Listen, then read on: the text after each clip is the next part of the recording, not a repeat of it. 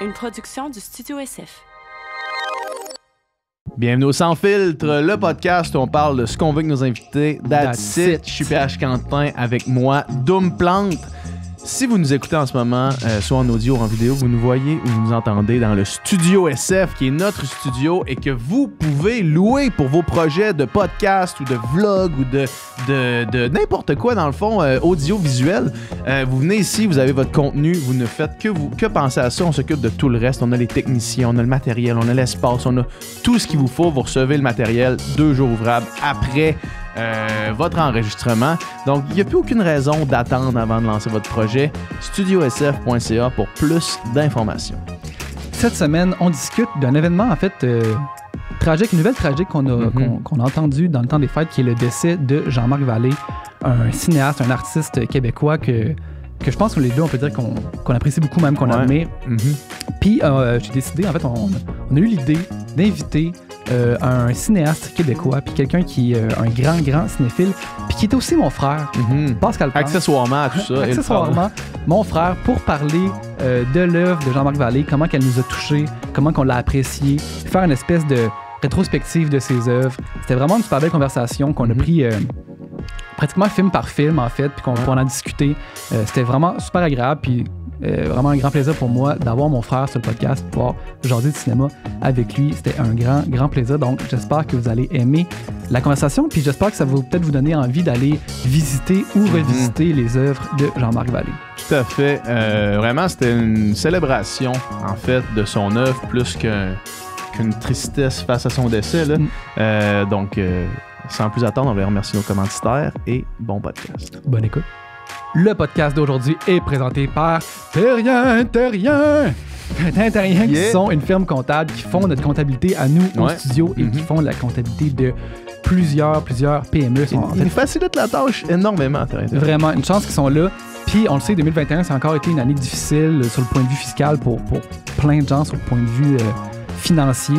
2022, c'est le temps de bien s'entourer, c'est le temps d'avoir une bonne équipe. C'est pour ça que Terrien sont là. Ça fait plus de 30 ans qu'ils sont au service des PME dans toutes sortes de domaines. Alors, ils sont vraiment vos partenaires financiers, vont vous aider à redresser vos finances. Donc, faites-leur un petit coup de fil. Tout à fait. Puis, ils ont aussi maintenant un podcast qui s'appelle Les Éconos, sur lequel moi, je suis allé pour raconter mon parcours entrepreneurial. Donc, si ça vous intéresse, on va mettre le lien vers leur balado dans la description du podcast ici.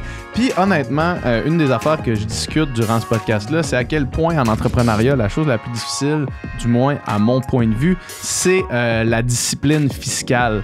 Puis si vous voulez en apprendre plus sur tous ces aspects-là de la fiscalité et des finances, en fait, dans votre entreprise, ben allez écouter leur balado, puis vous n'allez pas le regretter. Et sinon, jetez-là un coup de fil si vous avez une PME, puis ça vous tente d'avoir, en fait, un département de comptabilité quasiment. Là, les autres, ils appellent ça de la répartition comptable, puis ils deviennent votre département de comptabilité. Ça facilite énormément la tâche. Fait que merci beaucoup, Terrien. Merci.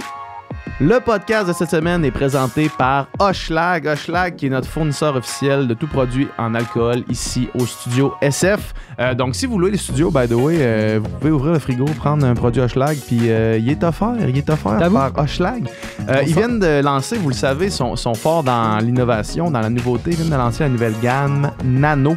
Donc, c'est une gamme faible en alcool pour respecter votre résolution, en fait, du temps des fêtes ou du nouvel an. Les bières Nano sont parfaites. Moi, je bois de la blonde dans la vie. La Nano blonde est excellente, faible en alcool. Sinon... Toi, t'es un gars de blanc. Toi, t'es un gars de blonde. Je suis un gars de blanche. Moi, j'aime vraiment la blanche. Puis comme tu dis, une petite soirée qu'on a le goût de prendre un petit verre, mais pas de sentir trop les effets de l'alcool. La Nano, je trouve que c'est vraiment un parfait compromis. Il y a aussi la Nano IPA, pour les fans d'IPA. Et vous pouvez aller sur hochelag.com pour aller regarder la carte interactive pour voir c'est quoi les points de vente Hochelag, en fait, où vous pouvez vous procurer ces excellents produits. Il y en a plein, il y en a pour tout le monde, alors on va checker ça. Yes.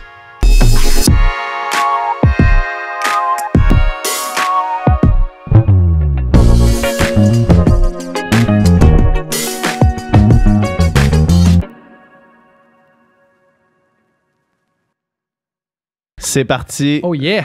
Yeah. What's up, man? Ben, ça fait plaisir. Merci d'être là. Bonne année, mon gars. Bonne année. Ben ouais, bonne année. Nous autres, on s'est vus il n'y a pas longtemps. On s'est vu à Noël. On est dans la même bulle. Là. On Ouais. pourrait enlever le plexi. Le familial, ouais, c'est ça. Là, on n'a pas besoin de ça. On voulait te recevoir parce que récemment, il y a une icône du cinéma québécois qui est passée. Là. Qui est passé, qui kick the whole bucket. Ouais, Jean-Marc Vallée. Puis je sais que, tu sais, en tout cas, moi, je sais que pour toi aussi, c'était quand même un artiste dont les œuvres, mettons, nous ont marqué, là, vraiment. Mhm. Puis j'imagine que toi aussi. Là. Ouais, absolument. Fait que, juste, tu sais, on avait un goût d'en parler. Puis je pense que comme le plus grand cinéphile que je connais, ça donne aussi à être mon frère. Fait que c'est comme pratique. Genre, probablement, juste le plus grand cinéphile, point, ça donne à être ton frère. Le gars qui écoute le plus de films puis qui est le meilleur pour en parler, c'est mon frère. Fait qu'on va dire, on va l'inviter pour en parler avec lui. Ben non, mais ça me fait vraiment plaisir. Puis c'est le fun parce que, tu sais, la dernière, c'est la deuxième fois que vous me recevez. Merci déjà. Mais la première fois, c'était un peu plus, on parlait plus de moi. Puis moi, j'aime ça parler des affaires des autres. Tu sais, j'aime ça aussi. Moi, je suis un partageux. Là, la musique qui me fait triper, les films qui me font triper. Je suis tout le temps le premier à comme prendre le monde par la gorge puis dire, regarde ce film-là, c'est malade. Puis bon, là, je sais que le contexte est un peu plus, un peu moins festif, là, comme effectivement on se lie, disons, à la mauvaise nouvelle de la fin d'année. Quelle mauvaise nouvelle de fin d'année de mars? Je pense que c'est ça aussi. Mais je pense que c'est surtout, tu sais, dans l'optique de célébrer son œuvre, sa carrière. C'est une célébration plus qu'un...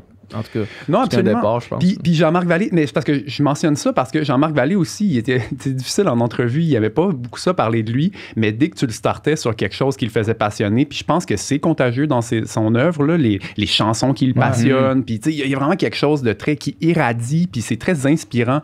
Puis Jean-Marc Vallée, c'est ça le souvenir que j'ai, puis je peux peut-être commencer par quelque chose d'un peu personnel. J'allais te demander, en fait, c'était quoi ton premier contact, mettons? Ben, déjà, il y a un premier puis un dernier contact avec Jean-Marc Vallée pour moi. Ben déjà, moi, tous les cinéastes qui sont venus à l'école, là, quand j'étais soit au cégep, à l'université, moi, j'ai fait l'école de cinéma à Concordia, là, je le redis, et je m'en rappelle, ça m'a marqué, parce que les professeurs, rapidement, ils deviennent rébarbatifs, puis bon, tu te dis, c'est des profs de cinéma, mais montre-moi du concret, qu'est-ce que t'as fait là, comme film, exemple, toi, tu sais. Bon, j'avais Micheline Langto comme professeur aussi, fait que ça allait, mais... J'avais un prof de littérature qui faisait tout le temps la blague, comme il commençait les sessions en disant, les profs de littérature, c'est des écrivains qui n'ont pas réussi. Puis il commençait en disant ça. Là. Non, mais évidemment, c'est plus complexe que ça, je le sais, mais quand même, ça donne une vraie bouffée d'air à l'étudiant là, passionné. Puis, tu sais, il y a tout le temps des profs un petit peu plus aigris parfois qui vont te dire, bon, il y a X nombre de gens qui réussiront pas dans le monde du cinéma, tu sais, statistiquement parlant. Puis là, t'es comme, il me semble que c'est l'endroit où tu veux juste pelleter des nuages puis être inspiré à l'école. Puis, tous les cinéastes qui venaient, ben c'était ça. C'était cette bouffée d'air-là que l'étudiant en cinéma, les étoiles dans les yeux qui nous donne. Il y avait eu Robert Morin, que j'adore, qui était venu, puis lui, il avait un bon franc-parler. Mais Jean-Marc Vallée avait fait... déjà, c'était dans l'amphithéâtre à Concordia. Là, il y avait déjà, mon Dieu, là, on est en 2009-2010. Ben ouais, tu sais, quand t'as fait Crazy, t'es déjà un des cinéastes. Tout à fait. Les feux sont sur toi. Puis je pense qu'il revenait aussi de Queen Young Victoria. Ouais. Donc, il y a aussi ça c'est très québécois peut-être, mais il est allé travaillé avec des Américains. Il est allé aux États, là, il a fait un film à 30 millions et plus, puis là, c'est incroyable, bon. Et puis, ça avait été tellement généreux comme rencontre, puis il avait eu un peu l'humilité de montrer un court-métrage qu'il avait fait en début de carrière avec un jeune Marc-André Grondin, là, ça s'appelle Les Fleurs Magiques. Il y avait, je pense, 11 ans, Marc-André Grondin, film qu'il a fait en 95, et 10 ans en Crazy, quand même. Puis, il avait montré ça, il le décortiquait, tu sais, il se prenait pas la tête, il disait, justement, il était un petit peu gêné de montrer, tu sais, certaines faiblesses de son film, mais il y avait vraiment une candeur, il y avait quelque chose de très, très, très inspirant dans cette rencontre-là avec ce grand homme. Et puis ça, je m'en rappelle, ça m'a définitivement marqué. Puis ses films m'ont marqué, c'est sûr. Puis la dernière fois que je l'ai vu, ben, c'était au 33 tours, il achetait des vinyles. Ah ouais? Donc, fidèle, tu sais, il prêche quand même ce qu'il vend, là, comme... Il doit avoir une collection de vinyles quand même impressionnante, ce gars-là, là. Quand même impressionnante. Si on se fie à... juste ces personnes... Juste dans je réécoutais justement hier Crazy et Café de Flore, puis juste, tu sais, mettons, les discothèques de ces personnages sont quand même déjà pas pires. Fait qu'on peut imaginer la sienne doit être quand même encore plus... Ben, on se l'imagine. Puis, tu sais, il y a une mythologie musicale dans l'œuvre de Jean-Marc Vallée. Tu le sens un peu comme... je veux juste faire un mini pas. Je me comparerai pas à Jean-Marc Vallée là, tout le long de l'émission du podcast, là, clairement. Mais moi, je fais très... Tu sais, je suis très mélomane aussi, là, mettons, si parallèle on puisse faire. Mais je fais vraiment attention. J'essaie tout le temps que les personnages de mes films écoutent la musique qu'ils devraient écouter. Tu sais, c'est pas nécessairement juste mes choix à moi. Tu sais, j'essaie vraiment des fois de m'effacer puis de me dire, OK, si j'étais une jeune femme de 14 ans de telle place, j'écouterais peut-être ça. Puis Jean-Marc Vallée, peut-être un peu comme Dolan, mais on dirait qu'il s'en fiche de ça. C'est comme, t'es vraiment dans la tête, puis t'es dans la discothèque de Jean-Marc, puis là, t'as le stylus qui arrive sur le disque, puis là, tout à coup, c'est une chanson, tu sais. T'as un jeune dans Big Little Lies qui va écouter de la musique que clairement, il écouterait pas. Mais on s'en fiche, tu sais. On dirait que t'embarques dans la mélomanie contagieuse de Jean-Marc Vallée. Pour le meilleur et pour le pire, tu sais, ça crée une mythologie musicale. Mais dans Crazy, par exemple, c'est un peu l'inverse, parce que dans Crazy, c'est vraiment la musique qui définit la génération. Tu sais, t'as le père qui écoute du Aznavour, du Patsy Cline, t'as le fils qui écoute du Bowie, du Rolling Stones. C'est comme ça qui crée le clash entre les personnages. La musique comme vecteur d'identité, tu sais, c'est vraiment ça. Je veux dire, c'est la personne qui écoute du David Bowie, forcément, est un peu en rébellion contre le père qui écoute du Aznavour. Puis c'est seulement avec une certaine maturité, ensuite, qu'on rallie tout ça. Tu sais, nous, on s'en rappelle, hein, au secondaire, si t'écoutais du punk, là, t'écoutais pas du rap. Hein, les punk ass puis les rap ass. Non, mais je pense que surtout dans l'identité adolescente, la musique, elle est très, très, très importante. Puis Crazy parle beaucoup de ça. Mais dans ses œuvres plus tardives, la musique, elle devient... Tu sais, je veux dire, les enfants dans Café de Flore qui chantent du Sigur Rós, ça fait aucun sens, tu sais, mais en même temps, c'est comme délire. avec leur père en face jouer, c'est ça la joke aussi. Là, mais vraiment. Mais on est dans le délire musical de Jean-Marc Vallée, puis même, je pense que le paroxysme de ça, c'est dans la dernière œuvre complétée qu'il a fait.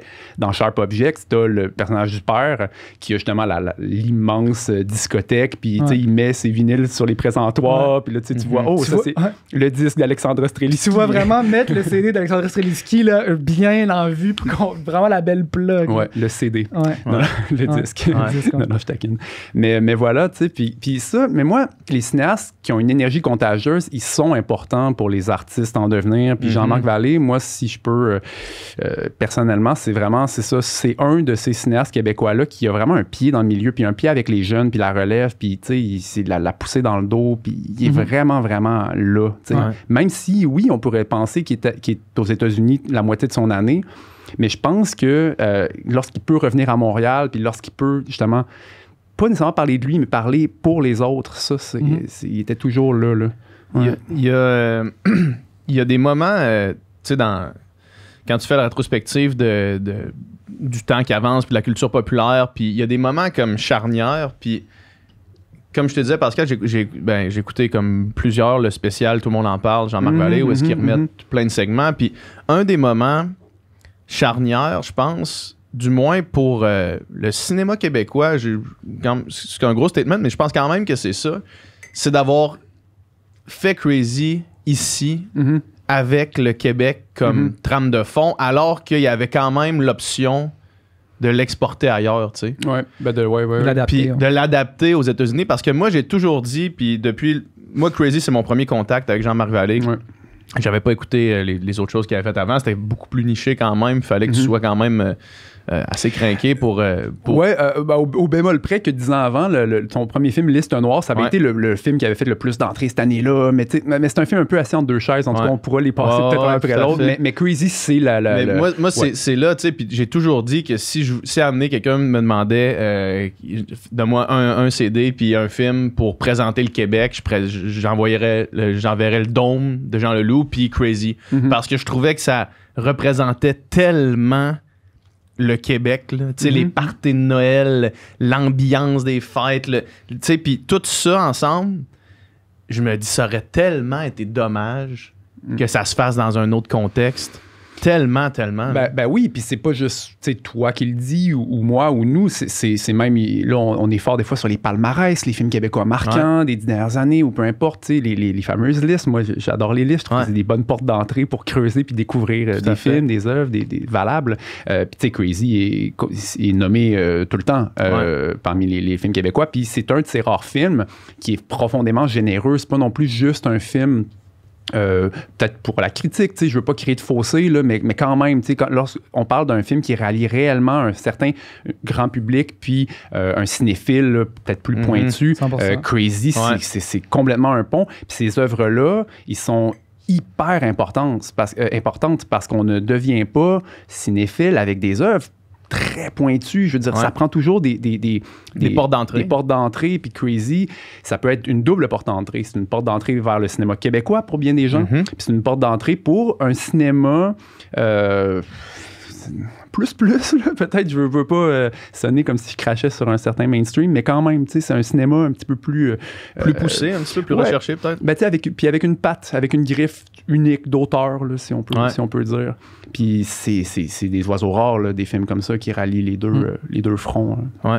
Ben, moi aussi, tu sais, ce film-là, c'est mon souvenir le plus lointain d'un film québécois que je me dis, c'est possible de faire des films comme ça au Québec. J'avais jamais vu un film d'une ampleur comme ça, puis un film aussi fort, aussi touchant, aussi grandiose, puis qui incorporait aussi des... Jamais on avait entendu des tunes des Rolling Stones ou des tunes de Pink Floyd, qui était la musique que j'écoutais à 14 ans, c'est ça. Dans un film québécois, puis que tu pouvais te reconnaître dans le personnage principal, même s'il vit des affaires que j'ai pas vécues pantoute, mais il y a sur plein d'autres aspects, on se reconnaît, tu sais, puis justement, le modèle de la famille québécoise, là, l'espèce de mère aimante, un peu mère poule, de père un peu rough, de frères qui se chamaillent entre eux autres, tu sais, je pense que un des succès de ce film-là, c'est qu'on est une méchante gang à s'être reconnue. Ouais. Il y a un pied dans le folklore québécois quand même, effectivement. Puis c'est vrai, je comprends ce que tu veux dire, parce que ça aurait été dommage de le perdre.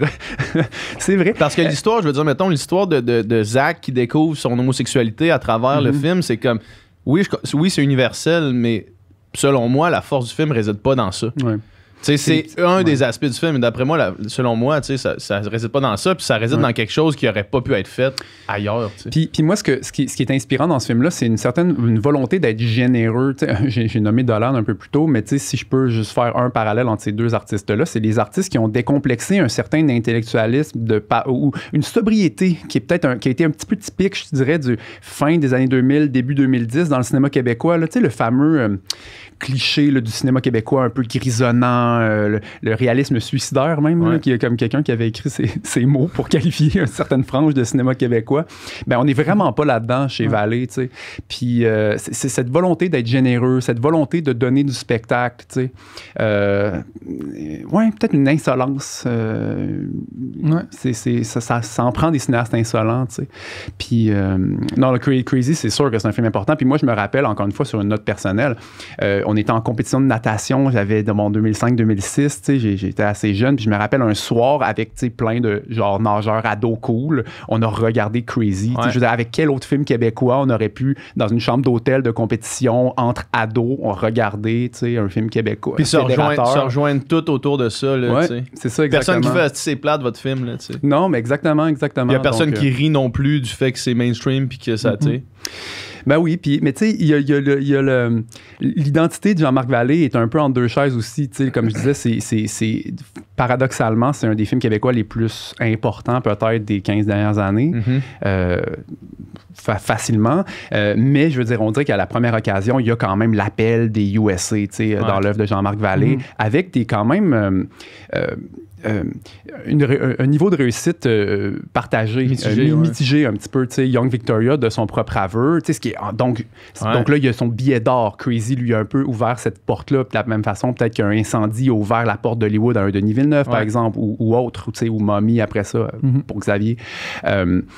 Puis là, ben, tu te casses un peu les dents parce que là, tout à coup, cette espèce de contrôle-là, cette griffe d'auteur dont je parlais, ben, elle se fait un peu enterrer là, formatée par les studios puis par la façon de faire. Ouais, absolument, tu sais. Puis moi, je l'ai regardé aussi juste en petite préparation là, pour aujourd'hui, le spécial, mais je la connaissais, l'histoire qui voulait mettre du Sigur Rós, tu sais, dans le temps, Young Victoria. Puis on dirait que ça me fait rêver de ces fameux films qu'on ne verra jamais. Ben oui. J'aimerais ça le voir, moi, l'espèce de Young Victoria, sa version, son director Scott, la première version qu'il a présentée. Je me rappelle quand j'écoutais ça, parce que Young Victoria, quand c'est sorti, je me rappelle que ça se jasait quand même ici au Québec, qu'il n'était pas 100% derrière son œuvre, puis qu'il la poussait pas tant que ça. Puis même sur le plateau, tout le monde en parle. Il dit « Hey, s'il m'entendait parler maintenant de ça, tu sais, en disant... » Je pense qu'il parle anglais. Hein? T'es-tu fier de ton film? Puis ça y prend un bon 5 secondes à faire genre... ouais, tu sais, puis... Mais ça m'a fait penser, Pascal, c'est toi peut-être le 5 secondes de langue de bois. Ben oui, c'est ça. Aussi. Mais c'est 5 secondes... pas ces 5 secondes, cette histoire-là m'avait fait penser à une histoire que toi, tu m'avais racontée de Orson Welles qui s'était fait, en fait, changer complètement son dernier film, je pense. C'était, alors déjà, Histoire du cinéma 101 peut-être, mais tu sais, Citizen Kane, et pourquoi est un film aussi en avance sur son temps, puis aussi étrange en 1941, puis aussi, même le contrat était étrange, il avait le picture lock qu'on appelle. Donc vraiment, le réalisateur avait le droit de regard final sur le montage du film. Ça, c'était dans son contrat. Dans son contrat. C'est lui qui décidait à la fin. Exactement. Le kid de 26 ans, d'ailleurs, pour l'anecdote. Incroyable. Mais pour le film suivant, l'année d'après, qui s'appelle The Magnificent Ambersons, 1942, magnifique film à plein d'égards. Puis là, on dirait qu'il y a comme quelque chose qui cloche dans les 3 dernières minutes du film. Là. Il y a vraiment quelque chose qui cloche dramatiquement. Puis ça paraît. Et évidemment, l'histoire est que, Orson Welles, il a été mandaté, il est parti du pays, il est allé tourner quelque chose au Brésil, il est revenu, ses négatifs sont disparus pour tout le dernier acte de son film, ils ont tourné une fin sans lui, là, il s'est senti complètement trahi, comment les acteurs peuvent comme tourner une genre de fin semi-happy ending, garrochée, complètement terrible.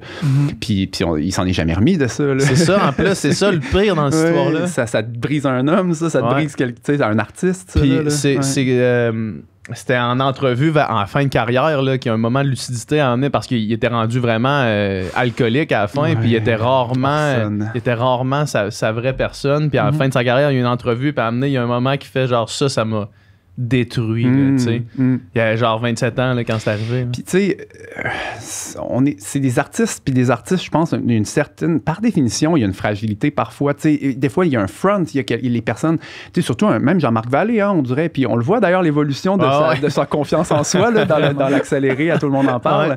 Bon, déjà, les broches en 2005, puis là, tu sais, à la fin, tout gêné. À la fin, il est comme, Nicole Kidman vient de me dire que j'étais vraiment un bon réalisateur. Tu sais, le torse est bombé un peu. Son speech d'acceptation au Emmy, là, tu sais, qui est comme là, il a l'air dans sa zone. Le roi de la place. Il a l'air de comme être bien à Hollywood. Ouais, complètement. Mais ouais, c'est ça. Mais derrière, des fois, cette façade-là, il y a... moi, je pense que ça l'a peut-être qu'après ça, c'est pour ça qu'il a fait Dallas Buyers Club avec 6 fois moins de dollars que Young Victoria aussi. Je pense que moins de sous égale peut-être plus de liberté. Plus de contrôle. À un moment donné, on se la pose la question. On n'est pas tous capables d'avoir le compromis à la... Tu sais, Denis Villeneuve, c'est incroyable parce que c'est pas juste incroyable les films qu'il fait. C'est incroyable d'être capable... Tu sais, dans Arrival, tu le vois, on dirait... Comment dire, où est-ce qu'il y a le compromis, puis qu'est-ce qu'il veut faire. Il dit, je vais être ultra geek dans le langage des aliens. Là, c'est Denis Villeneuve, là, Asperger, ultra geek, comme il va à fond. Puis, la géopolitique, puis les bons, les méchants, il y a comme un petit côté un peu plus crétin. Là, comme, mais on dirait qu'il est capable de se dire, regarde, ça, je le donne à eux. Mais ce que moi, ce qui me tient... je garde ce qui me tient à cœur. En l'occurrence, on dirait que c'est tout le côté de langage. Là, dans un film comme Arrival... Mais ça, c'est pas tout le monde qui est capable de faire, faire OK, un pour moi, un pour eux, puis je suis capable de faire une œuvre entièrement satisfaisante en compromettant, finalement, un petit peu peut-être. Mais surtout, un gars comme Jean-Marc Vallée, j'ai l'impression que, tu sais, clairement, le fait qu'il monte ses films prouve qu'il aime ça, avoir un certain contrôle sur tu sais, justement, les choix musicaux, sur le montage, sur tout, ça paraît, tu sais, mettons... Hier, je réécoutais Café de Flore. En fait, j'ai fait un double feature. Hier, j'ai réécouté Crazy, j'ai réécouté Café de Flore. Puis dans Café de Flore, moi, je trouve que la chose la plus impressionnante de ce film-là, c'est le montage. C'est le montage. C'est la structure de ce film-là. Un grand sous-estimé, ce film-là. Moi, j'adore. Ouais, c'est ça. Finissons sur Young Victoria. Mais on va continuons après ça la filmographie. Là. Mais Young Victoria, effectivement, moi, je me rappelle l'avoir écouté et m'être dit...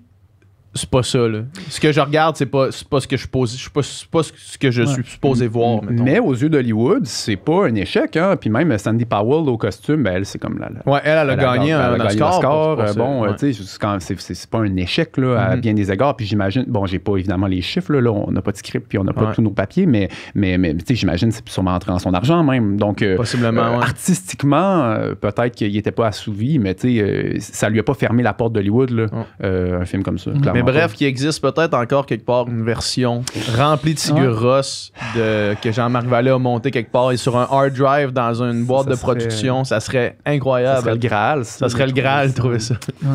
Mais bon. Puis, mais même, attends un petit peu, là, on parle de Café de Flore, mais moi, je peux faire un petit topo, c'est ça. Il a fait donc trois courts-métrages dans les années 90. Premier long métrage, Liste Noire, mais c'est parce que je veux le mentionner parce que c'est vraiment un film québécois. C'est probablement le film le plus américain des films québécois, là. Tu sais, c'est un genre de thriller. Bon, il y a Michel Côté déjà. Geneviève Brouillette joue une prostituée qui remet une liste. Là, bon, là, il y a un scandale parce qu'il y a un juge de la cour d'appel qui se fait pincer avec la prostituée. Mais là, coup de théâtre au procès, elle remet une liste avec tous les grands hommes, les hommes d'influence avec qui elle a couché. Puis là-dedans, il y a des ministres, il y a d'autres avocats. Puis là, ça vire en thriller, puis complètement, puis il y a des meurtres, puis bon, grosse affaire, tu sais. C'est vraiment, c'est un produit de son époque, mais tu sens déjà comme la base, puis il y a un côté avec le travail avec les acteurs dans ce film-là qui passe déjà assez bien. C'est plus inégal, on est loin de Crazy, mais pour un premier long, ça se tient sur ses pattes quand même, tu sais. Mais ensuite, ce qu'il y a plein de gens qui savent pas, c'est qu'il a été faire 2 films aux États. Hein. Lui, tu sais, quand je disais, on dirait que ça y prend un ticket, puis ensuite, on file vers les USA. Il est allé faire 2 films, mais qui sont, somme toute, très anonymes, là. Los Locos, puis l'autre, j'ai même oublié le titre. Tu sais, donc... Et il en parlait lors de cette fameuse conférence à Concordia là, qui m'avait mis des étoiles dans les yeux. Il avait dit Crazy, c'est un peu une crise de la quarantaine. Tu sais, je suis qui, moi? Puis qu'est-ce que moi j'ai à dire aussi? Puis l'idée du scénario aussi, il a passé des années à écrire ce scénario-là, mais à mettre beaucoup de... Bon, c'est aussi avec le co-scénariste là, sur lequel l'histoire est basée. Bon, d'accord, mais on sent le cœur puis le côté personnel de son film. Puis je pense que ça, c'est ça qu'il ne quitte jamais. C'est-à-dire, ça peut être des univers qu'il ne connaît pas nécessairement, qu'il va connaître par la force des choses. Donc, Dallas Buyers Club, bon, tout le côté, l'activisme autour du sida, puis et les Buyers Club. De son propre aveu, il dit, moi, avant de lire le scénario, je ne connaissais rien de ce milieu-là. De la même façon que je pense que c'est comme ça à peu près tous les scénarios subséquents.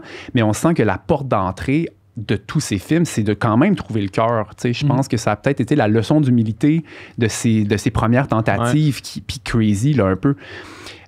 Et voilà. Puis moi, on arrive au grand sous-estimé de sa filmographie. Moi, Café de Flore, c'est... Je veux juste dire, par rapport à ça, par rapport à son parcours, puis par rapport à ses débuts, c'est ça que je trouve beau, Puis, mettons, dans la première entrevue qu'il donne en 2006, il dit... Tu sais, ça faisait longtemps, je faisais de la pub, je faisais des courts-métrages. Je me trouvais loser. Je me trouvais loser. C'est un gros constat, ça. Puis, de dire, OK, tu sais, là, je t'ai croisé des chemins, j'arrête tout, je me consacre à mon projet auquel je crois. Oui, il aurait pu continuer à faire des commandes, faire un peu de pub, puis probablement peut-être qu'il serait resté un réalisateur, somme toute, entre guillemets, anonyme, tu sais, pour le... Puis il s'est mis en ligne, il a pris ce leap of faith-là de dire, OK, je me consacre à mon projet, puis somme toute, tu sais, de connaître tes premiers grands succès, mettons, dans la quarantaine, pour un artiste, c'est souvent quand même tard, en fait.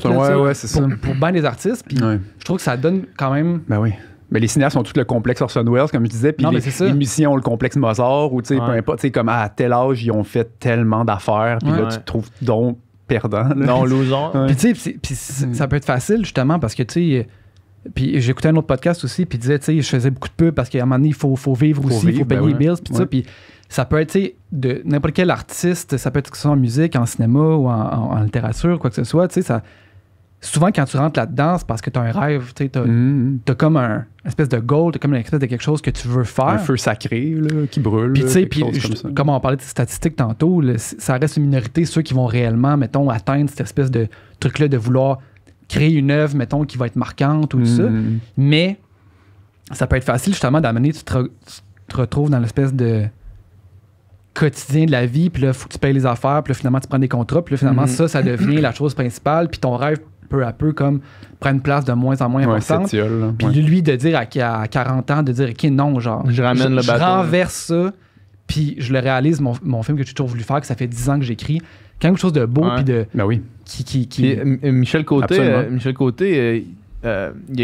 suite à la mort de Jean-Marc Vallée, il est allé à une émission de télé le matin. Oui, à chaud, là, mon Dieu, hyper émotif. Il dit genre, depuis Liste Noire, il arrêtait pas de me dire, Michel, j'ai un scénario, là, tu vas capoter. Puis à chaque fois, c'était comme, non, c'est pas le bon moment, c'est pas le bon timing, il est pas prêt, c'est pas blablabla. Puis amené, il est arrivé, il a fait, je l'ai, il est là.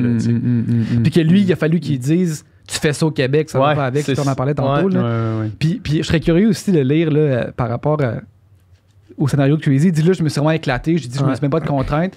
Puis après ça, j'ai ramené ça, mais j'aurais été curieux de voir c'est quoi la vraie version. La version éclatée de Crazy. La version 15 millions de Crazy. Là. Déjà, alors, il y a eu 7 millions pour faire Crazy en 2005. C'est quand même un bon budget. C'est un bon budget au Québec. C'est quand même un bon budget.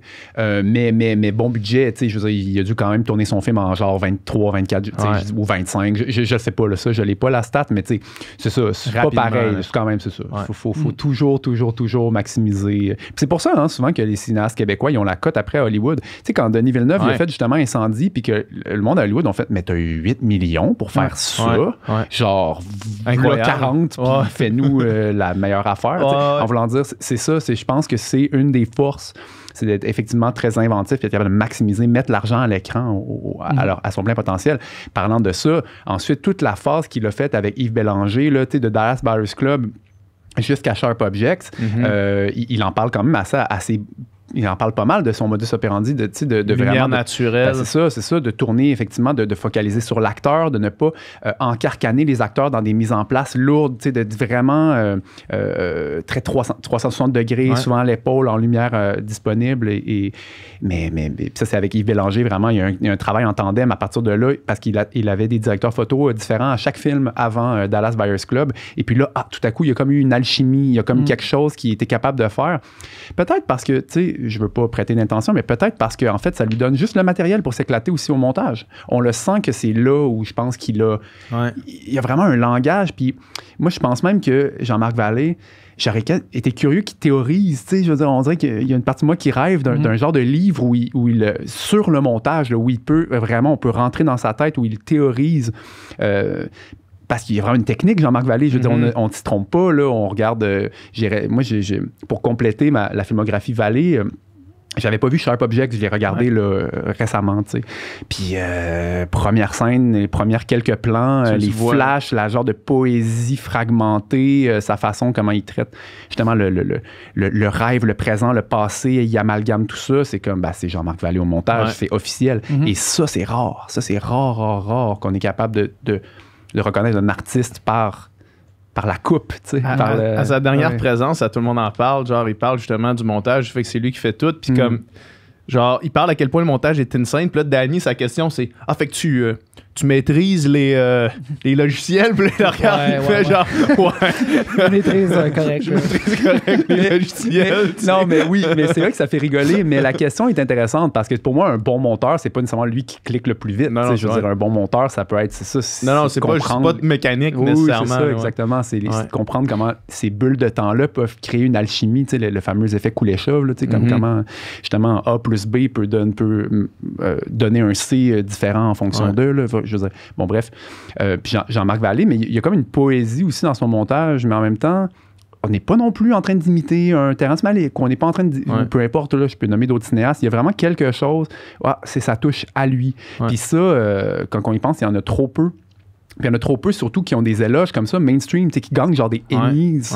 Là où il y a vraiment un moule, là, il y a comme une façon relativement anonyme de filmer des images et de consommer. On consomme énormément d'images qui sont un peu formatées, tu sais. C'est clair. Puis c'est fou de se rendre là en étant constamment conscient de déformater les images, puis de les brasser, puis de créer une autre forme de langage, mais qui soit tout de même très généreux et communicatif. Ça, c'est impressionnant. Ben, c'est ça le plus impressionnant, puis on y reviendra quand on va parler de Big Little Lies. Mais moi, c'est On a plus Magnum pour moi. C'est la plus belle chose qu'il a fait avec Crazy. C'est ça le plus impressionnant, c'est comme d'arriver dans un format super mainstream, puis de faire de quoi que tu sens tout de suite qui est différent, là, grandement différent. Là. Absolument. Mais on était rendu dans Café Flore.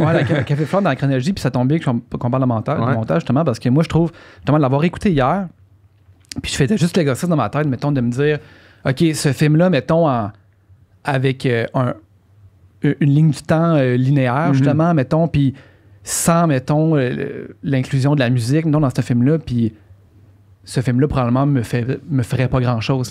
Mais il y a vraiment quelque chose dans ce film-là, puis je sais pas c'est quoi, puis je sais pas pourquoi, là. Parce que je me souviens, fait une dizaine d'années que c'est sorti, là, en 2011, ce film-là, puis je me souviens que quand j'avais vu ça m'avait vraiment bouleversé, vraiment, vraiment touché, puis je regardais hier, puis honnêtement, j'ai genre braillé c'est magnifique, pendant la moitié du film, comme non-stop, là, un flow constant. Là, puis il n'y a pas beaucoup de films. Je pense que c'est beaucoup par le son et la musique quand même. Puis c'est vraiment ça parce que le son, la musique, comment ça inclut puis avec l'image. Puis il y a vraiment des longs moments dans ce film-là que c'est que de l'image puis du montage. Toute une séquence au début qu'il n'y a pratiquement pas de dialogue, pratiquement pas non plus de... C'est comme juste une exposition un peu des personnages, mais de manière vraiment... vraiment dans l'observation, là, mais... moi, je trouve ça magistral, comment c'est fait, ce film-là. Puis c'est ça aurait pu être quelqu'un d'autre, justement, derrière le pitonnage, derrière le montage, puis ça aurait pas donné ça. On n'a pas créé cette espèce d'alchimie-là dont il y a vraiment, comme j'ai l'impression, une espèce de convergence d'éléments qui fait qu'il y a quelque chose de plus grand. Mais je suis d'accord, c'est un film qui est infiniment meilleur que son synopsis, en voulant dire. C'est comme l'histoire de... Mettons, je te parle de Café de Flore à quelqu'un qui ne l'aurait pas vu. Je pourrais mouiller là, un synopsis ou peu importe, mais ça rend pas justice. Je pense que c'est quand même... On est quand même proche d'une certaine forme d'un film expérience, d'une certaine façon. Mais moi, ce qui m'avait aussi frappé, c'était que parfois, les films qui sont formellement, justement, éclatés, tout ça, souvent, il y a une fâcheuse tendance à ce que ça soit au détriment d'une connexion humaine. Puis Café de Flore, je trouve que c'est, pour moi, ce qui m'a marqué. Pourquoi je trouve que c'est un film un peu incompris, un peu mal aimé. Je comprends pas trop pourquoi. Mais...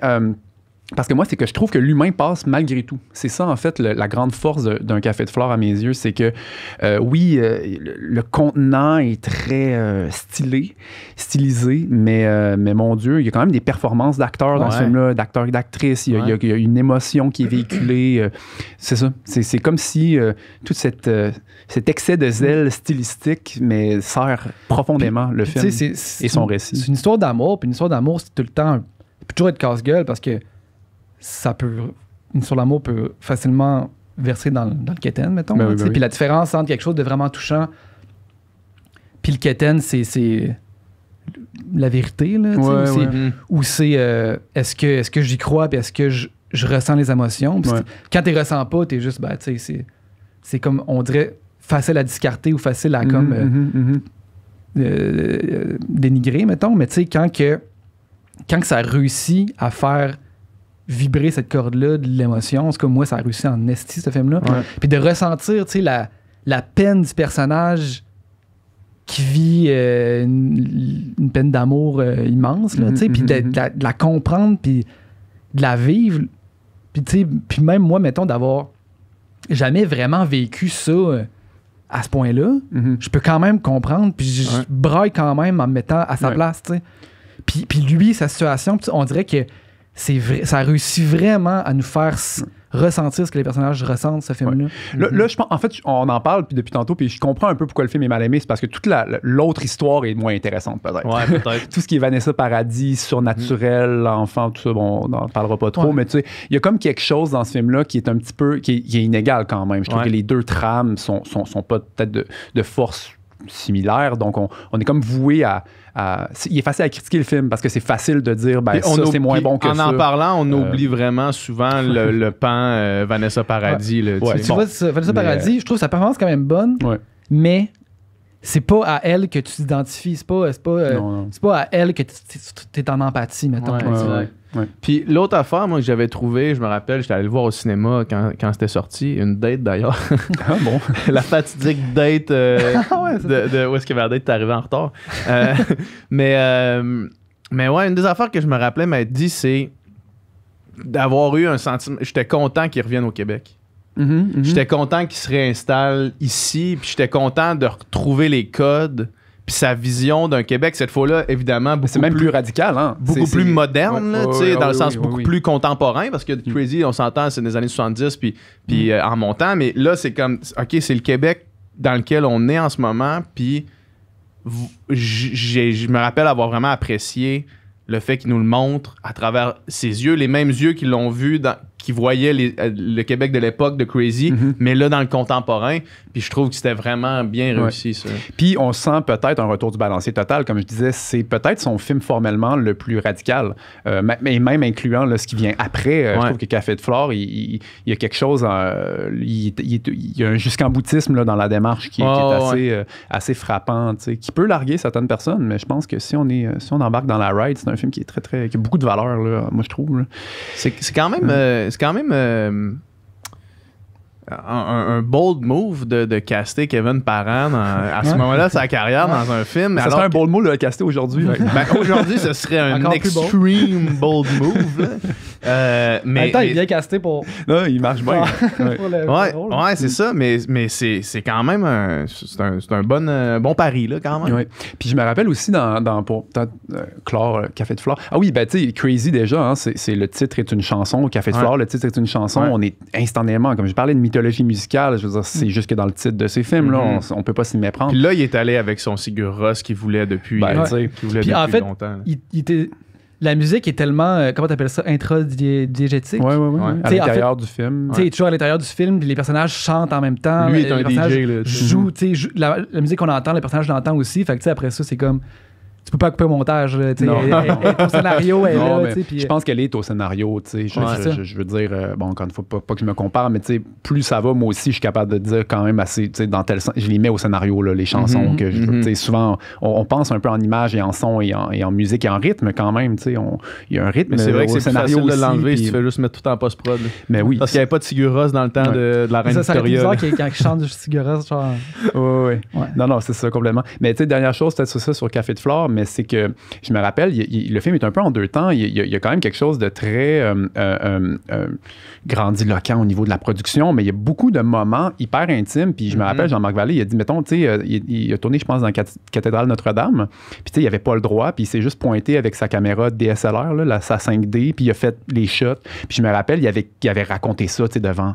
Donc, encore une fois, le jeune étudiant en moi. Puis j'étais comme, oh my God, genre, il a fait des shots, par exemple, dans la chambre d'hôtel. C'est tout genre, juste Jean-Marc Vallée avec Kevin Parent. Il n'y a même pas de preneur de son. Tout le son est refait avec sa caméra DSLR, tu sais. Puis moi, j'étais comme, mais c'est ça. Alléluia. Eureka, tu sais, la meilleure caméra pour ton film, c'est la caméra qui va te donner ta shot.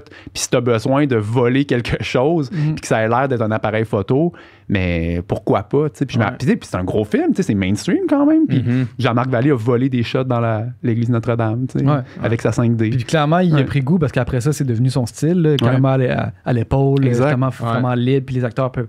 Juste, c'est plus devenu une espèce de... On capte le moment qui se passe, plus que... On set up la shot parfaite. Oui, puis je pense que à force de faire son montage, il finit par savoir exactement la matière brute. C'est parce qu'une image peut être un peu, entre gros guillemets, inintéressante en soi, mais je pense qu'il est rendu là, il est rendu tellement en possession de ses moyens au niveau de ce qu'il sait faire au montage que ça lui permet donc cette espèce de... Ces élans-là, ensuite, là, il y a clairement le matériel qu'il a besoin, puis il sait comment aller le chercher. Puis... Mais c'est ça, puis là, pour moi, après, il y a la phase Yves Bélanger, comme je te dis. Là, de Dallas Buyers Club jusqu'à la fin, là, il y a un Jean-Marc Vallée, il y a un style qui est un petit peu plus uniforme, peut-être, mais les sujets sont toujours très, très différents.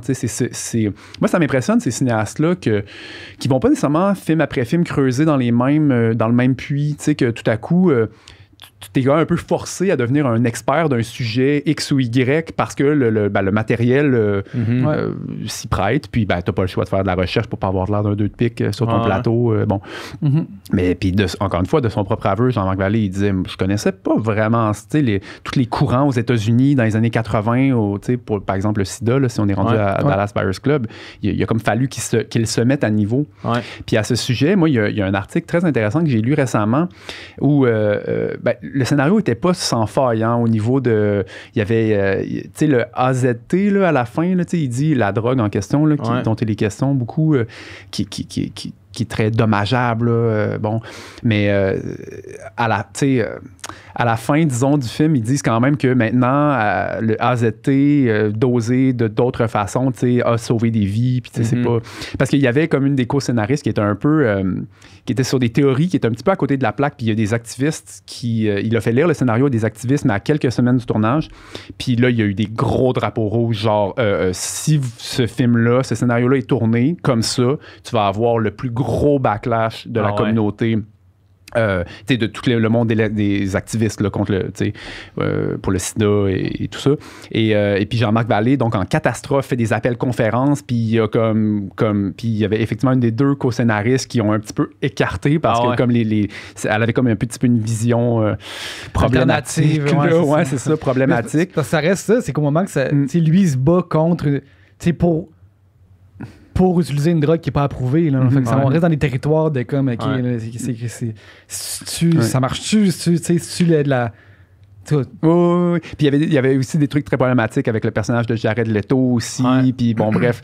Et il y a vraiment une espèce de... Il a déboulé complètement le scénario, puis à 3 semaines, là, puis même il a fait des projections tests avec justement des activistes, des gens influents dans le milieu pour un peu avoir le saut d'approbation des gens qu'on dépeint. On ne veut pas avoir l'air de pic-pic, représenter un monde que tu connais pas, puis arriver avec un esprit un peu colonisateur de comme, on va exploiter la misère, puis le folklore, puis l'histoire de quelque chose. Non, tu leur dois quelque chose si tu fais un film sur eux, d'une certaine façon. Sur One Woodruff, en l'occurrence, et toute une époque. Et bref, mais tout ça pour dire que je pense que c'est cette écoute-là que Jean-Marc Vallée a amené à un film qui aurait pu... puis c'est un film, finalement, c'est un grand succès dans Dallas Buyers Club. Ce scénario-là se faisait passer... dans les mains de plein de monde. Il y a plein de monde qui refusait ce scénario-là un peu partout. Là. Puis moi, quand ça a été annoncé, je me rappelle, j'ai vu le trailer pour la première fois, genre que là, c'était comme annoncé Matthew McConaughey, Jared Leto. C'était l'argument de vente, c'était ça. C'était le stunt même d'acteur. Hein? Il a perdu 45 livres. Mais après ça, parce que moi, à ce moment-là, je me dis, crème, un gros film hollywoodien, là, tu sais... avec 2 gros acteurs, genre, il doit avoir débloqué le budget. Puis ça, je l'ai pensé jusqu'à récemment, jusqu'à quand j'ai comme appris que c'était 5 millions que tu me disais tantôt. Ouais, c'est ça. C'est 5 millions. Il y avait 7 pour Crazy, puis il y a 5 millions. 5 millions, c'est genre, c'est quasiment... C'est pas beaucoup. Dans le contexte d'un film que tu fais de A à Z, 5 millions, comme je dis souvent, dans son compte en banque, c'est bon. Avec des acteurs. Mais avec des acteurs, genre Matthew McConaughey, les comédies romantiques qu'il faisait avant ça, là, ça devait être son cachet, ça devait être 5 millions. Là. En tout cas, c'était dans le chiffre, j'imagine. Ça n'a pas de bon sens, là, c'est fou. C'est incroyable. Puis après ça... Tu sais, tu le sais, Pascal, les réalisateurs, souvent, il y a beaucoup de direction d'acteurs dans la réalisation. Là, même si tes acteurs, ils sont excellents, il y a quand même beaucoup de direction d'acteurs. Puis je pense que Dallas Buyers Club, c'est un bon moment pour parler de la direction d'acteurs parce que ce film-là a gagné 2 Oscars, meilleur acteur, puis le meilleur acteur de soutien. Ça, c'est aussi intimement lié au réalisateur quand même. Là. Ben peut-être, mais tu sais, si je peux faire un parallèle, disons, avec ma propre réflexion sur le travail avec les acteurs. Déjà, direction d'acteur, je trouve ça autoritaire comme appellation. On collabore avec l'acteur. Puis je sais que Jean-Marc Vallée, oui, de ce que j'entends de tous, hein, évidemment. Bon, j'ai jamais été un observateur sur un de ses plateaux, mais quand même, là, je connais bien ses films, puis je connais quand même bien sa démarche. Mais il fait pas beaucoup de répètes. Et puis tu sais, c'est pas il dirige, oui, mais tu sais, il est pas constamment en train, il essaie pas de modeler l'acteur, disons, dans quelque chose de préconçu, à sa vision, tu sais, complètement. Tu sais, je sais qu'il laisse quand même beaucoup de place. Tu sais, les gens, les bons acteurs, une fois que tu les as castés, ils arrivent, ils sont prêts. Là. En général, c'est très rare que tu as à ramener une scène à 180 degrés parce qu'elle marche vraiment pas. En général, l'acteur a un bon instinct quand même. Puis ensuite, on les accompagne, on les guide. On a une vision d'ensemble. Tu sais, le réalisateur a la vision d'ensemble que l'acteur n'aura jamais dans un sens.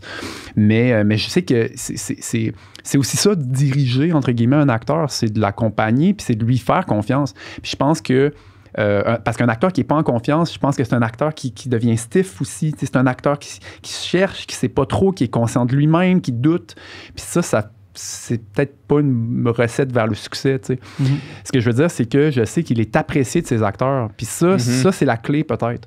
Moi, je pense que juste de ne pas être un dick, là, puis d'être apprécié, puis de travailler, là, puis de les respecter, puis c'est des gens intelligents, puis on va dans le même sens ensemble. Juste ça, là, t'es dans la bonne moitié des réalisateurs pour diriger des acteurs. Puis juste ça.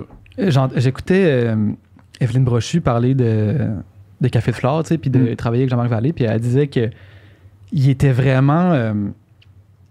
il y avait beaucoup de discussions avec sur le personnage, tu sais, vraiment en dehors de la scène en tant que telle, puis de la direction de comme, là, plus comme ça. C'est vraiment, c'est qui ton personnage, tu sais, jusqu'à les tatous du personnage, c'est quoi leur signification, puis lesquels t'arrivent en premier, puis tu sais, vraiment dans les micro-détails pour que je pense que créer les conditions pour que l'acteur connaisse le mieux possible son personnage, puis à parler aussi de sur le plateau. Mais c'est pas sur le plateau qu'on fait ça, par exemple. Non, mais c'est ça, c'est avant. Ouais, puis rendu sur le plateau, c'était beaucoup plus, le travail qu'il faisait, c'était beaucoup plus créer un mood pour que tout le monde soit dans la bonne vibe pour la scène. Fait que tu sais, c'était tout le temps lui qui était le DJ sur le plateau, là, tu sais. Fait que, mettons, entre les cuts, mettons, il y a juste, pendant que les techniciens, il y a juste l'éclairage, ben Jean-Marc Vallée met la bonne toune pour que tout le monde soit dans le bon mood pour la prochaine scène. C'est vraiment ça. J'ai l'impression que c'était vraiment beaucoup plus tu crées de la genre de psychologie, puis de la genre de mettre les gens en confiance, mettre les gens MC, le maître de cérémonie qui fait de la mais oui, plus que c'est ça. Tu actes, du moment que tu mets le pied sur le plateau de tournage, le réalisateur, là, t'es en performance. Puis je dis pas ça parce que tu mets pas un masque, tu sais, t'es toi-même. Mais moi ça, tu sais, c'est avec qui je dîne aujourd'hui. Est-ce que je dîne avec mes acteurs? Est-ce que je vais dans mon coin? Est-ce que je suis avec la technique? C'est con, là. Mais genre, c'est quand même des choses on lance des messages constamment, tu sais. C'est pas un trip d'ego faire un film. C'est vrai que c'est ultra collaboratif. Mais reste que, si on fait une analogie de bateau, là, tu sais, le capitaine, ça reste le réalisateur. Puis les yeux, dès qu'il y a un petit problème ou peu importe, mais les yeux, ils se braquent sur qui? Ils se braquent sur toi, tu sais.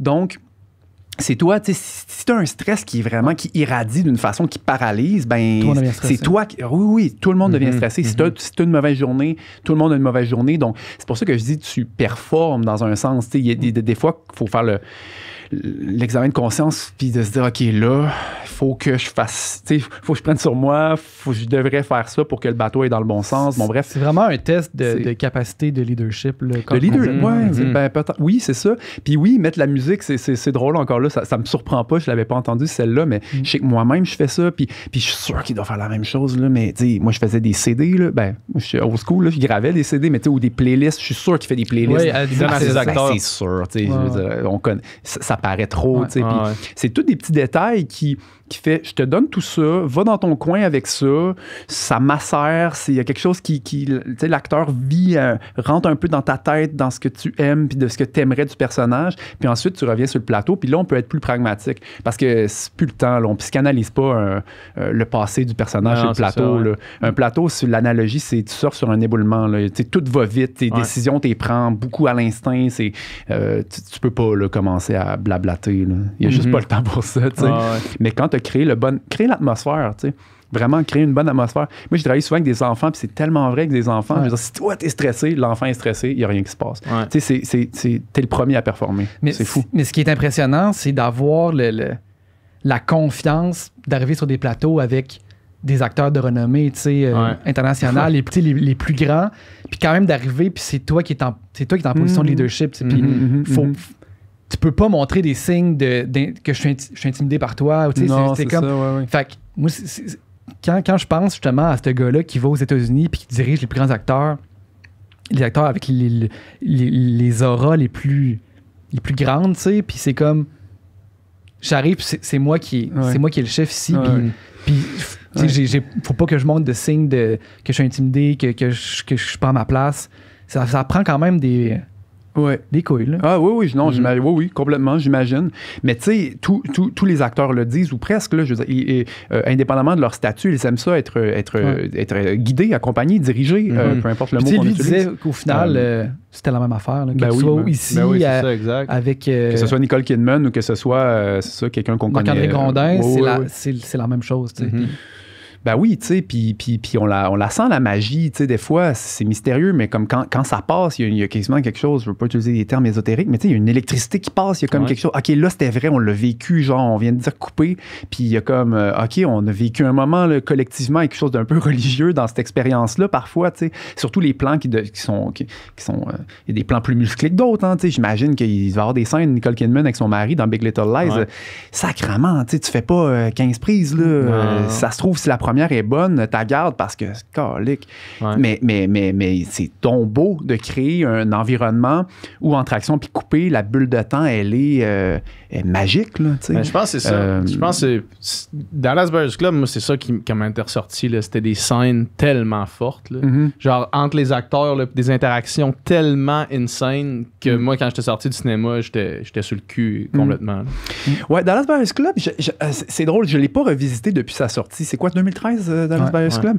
Je me rappelle beaucoup du stunt des acteurs qui ont gagné. Je dis stunt, je ne veux pas sonner négatif pour autant, mais parce que je pense que la promo a été faite beaucoup là-dessus. C'était vraiment comme... C'est Matthew McConaughey, là, c'est ça. Qui a perdu 40 livres, puis Jared Leto qui est en femme. C'est ça. Qui est en France. Exactement. Donc, on dirait que c'est peut-être ça dont je me rappelle plus. Fait qu'on dirait que c'est ça. C'est peut-être le film de tous ceux qu'on va parler que j'ai peur de l'interférence de mon appréciation du film. Je me rappelle, j'ai vraiment aimé ça, mais dans un podcast que j'ai écouté justement avec Jean-Marc Vallée, puis il parlait de Dallas Buyers Club puis de Matthew McConaughey, tu sais. Puis il disait, on est arrivé là, puis on s'est mis à shooter. Puis là, lui, il part, tu sais. Puis là, il dit, moi, pour mon équipe, on s'est regardé. Puis justement, c'était le directeur photo. Puis ils ont comme un moment de fuck, genre, il joue bien trop gros, genre, c'est bien trop caricatural, tu sais. Puis là, il s'est dit, même physiquement, on s'est éloigné. On a fait des plans plus larges parce qu'en close-up, c'était comme too much, ça c'était devenait trop gros. Ça implosait. Non, mais il y a un danger, c'est sûr. C'est ça. Ben oui. Puis il dit qu'il a eu cette inquiétude-là tout le long. Puis qu'il est arrivé au montage pour regarder les images. Puis il a fait Chris, il avait raison, ça marche. Ça marche, c'est parfait. C'est fou pareil, hein, tu sais, d'avoir cette... Puis que... Ouais, d'avoir ce doute-là, puis finalement, te rendre compte que non, c'est exactement ça qu'il fallait. Ben, puis en plus, je sais pas, lui, physiquement, il est où sur un plateau, mais on peut vivre une expérience crissement différente. Hein? Puis d'ailleurs, c'est pour ça qu'on filme toujours une audition, parce que des fois, il y a quelque chose qui se passe, comme humainement parlant, puis là, tu regardes l'image que tu as filmée, puis t'es comme, des fois, ça amplifie vers au mieux ou au pire quelque chose que tu as vu ou que tu n'as pas vu, bon bref. Puis j'imagine qu'il doit pas être la personne, le genre de réalisateur qui s'assoit là, le terme technique, à la beach, là, qu'on dit. Il y a comme un gros moniteur où il y a, par exemple, la personne qui fait la continuité. Il y a tout le monde qui ont un département à regarder, ils vont regarder le plus gros moniteur, qui est souvent un petit peu plus à retrait. Souvent, les metteurs en scène... mettons moi, en tout cas, j'aime mieux avoir mon petit moniteur puis être un peu tout seul puis proche des comédiens aussi. Mais puis il y a des gens même qui vont juste regarder les comédiens humainement puis qui vont pas trop regarder l'image. Ça, c'est possible. Fait que si c'est le genre de cinéaste qui ne regarde pas un gros moniteur, par exemple, c'est vrai que là, tu peux avoir une perception un peu faussée de ce qui vient de se vivre. Tu sais, comme, c'est-tu trop gros? Tu sais pas. Puis mais il faut quand même faire confiance. Quand tu as bien casté la personne, l'acteur, il peut t'arriver avec des propositions. Parce que, on réécoutait Interstellar l'autre jour, puis tu sais, McConaughey, là, il joue gros, là, tu sais, c'est dramatique. Quand tu vas là, tu y vas. Là. Mais Chris, j'ai braillé aussi à la fin d'Interstellar l'autre jour quand on l'a écouté. Tu sais, ça passe pareil, ça marche. Passe, tu dis pas genre... ça n'a pas de sens, c'est too much. Puis lui, en plus, McConaughey, avec Dallas Buyers Club, c'était vraiment le redressement de sa carrière. Là. Hail Mary, là. C'est complètement. Ça faisait 2 ans qu'il refusait toutes les demandes pour des comédies romantiques. Fait qu'il faisait plus de films. Puis là, ça, c'est arrivé, puis là, il l'a comme fait, puis c'est genre... Ça l'a changé complètement sa direction. Jean-Marc Vallée, il était comme... de ce que j'ai entendu, là, c'est comme, il est pas sûr, il me semble que c'est le beau gosse, on va caster Christian Bale ou on va caster ici. Mais finalement, c'est comme... C'est drôle que tu nommes Christian Bale parce que je pense que la plupart des acteurs qui ont commencé quote-unquote beau gosse puis qui ont une carrière dans la durée, il y a vraiment le film qui a cassé cette image-là. Brad Pitt a eu ce film-là, Leonardo DiCaprio a eu ce film-là. Puis oui, Matthew McConaughey a eu ce film-là. Puis la même année, Matthew McConaughey aussi, il faut se rappeler, c'était Wolf of Wall Street aussi. Il y avait un petit rôle, mais il vole la scène. Il vole le film quasiment. Il vole le film avec genre une scène et demie. Là, fait qu'il y a comme eu... Ça paraissait qu'il était encore dans la même shape que Dallas Buyers Club. Il n'y avait plus la shape de gros gars. Oui, mais tu y crois là, que c'est un coquet à Wall Street, justement. Bref, mais bon... Historiquement, un film de réalisateur québécois qui gagne 2 Oscars, c'est quand même ultime. Là, Dune, ça va être la grosse affaire. On sait pas qu'est-ce qui va gagner comment, mais tu sais, on pourrait, là. Parce que, déjà, dans les trucs techniques, parce qu'il n'y a pas eu énormément de gros films, tu sais. Décors, effets spéciaux. Ouais, c'est ça. Costumes.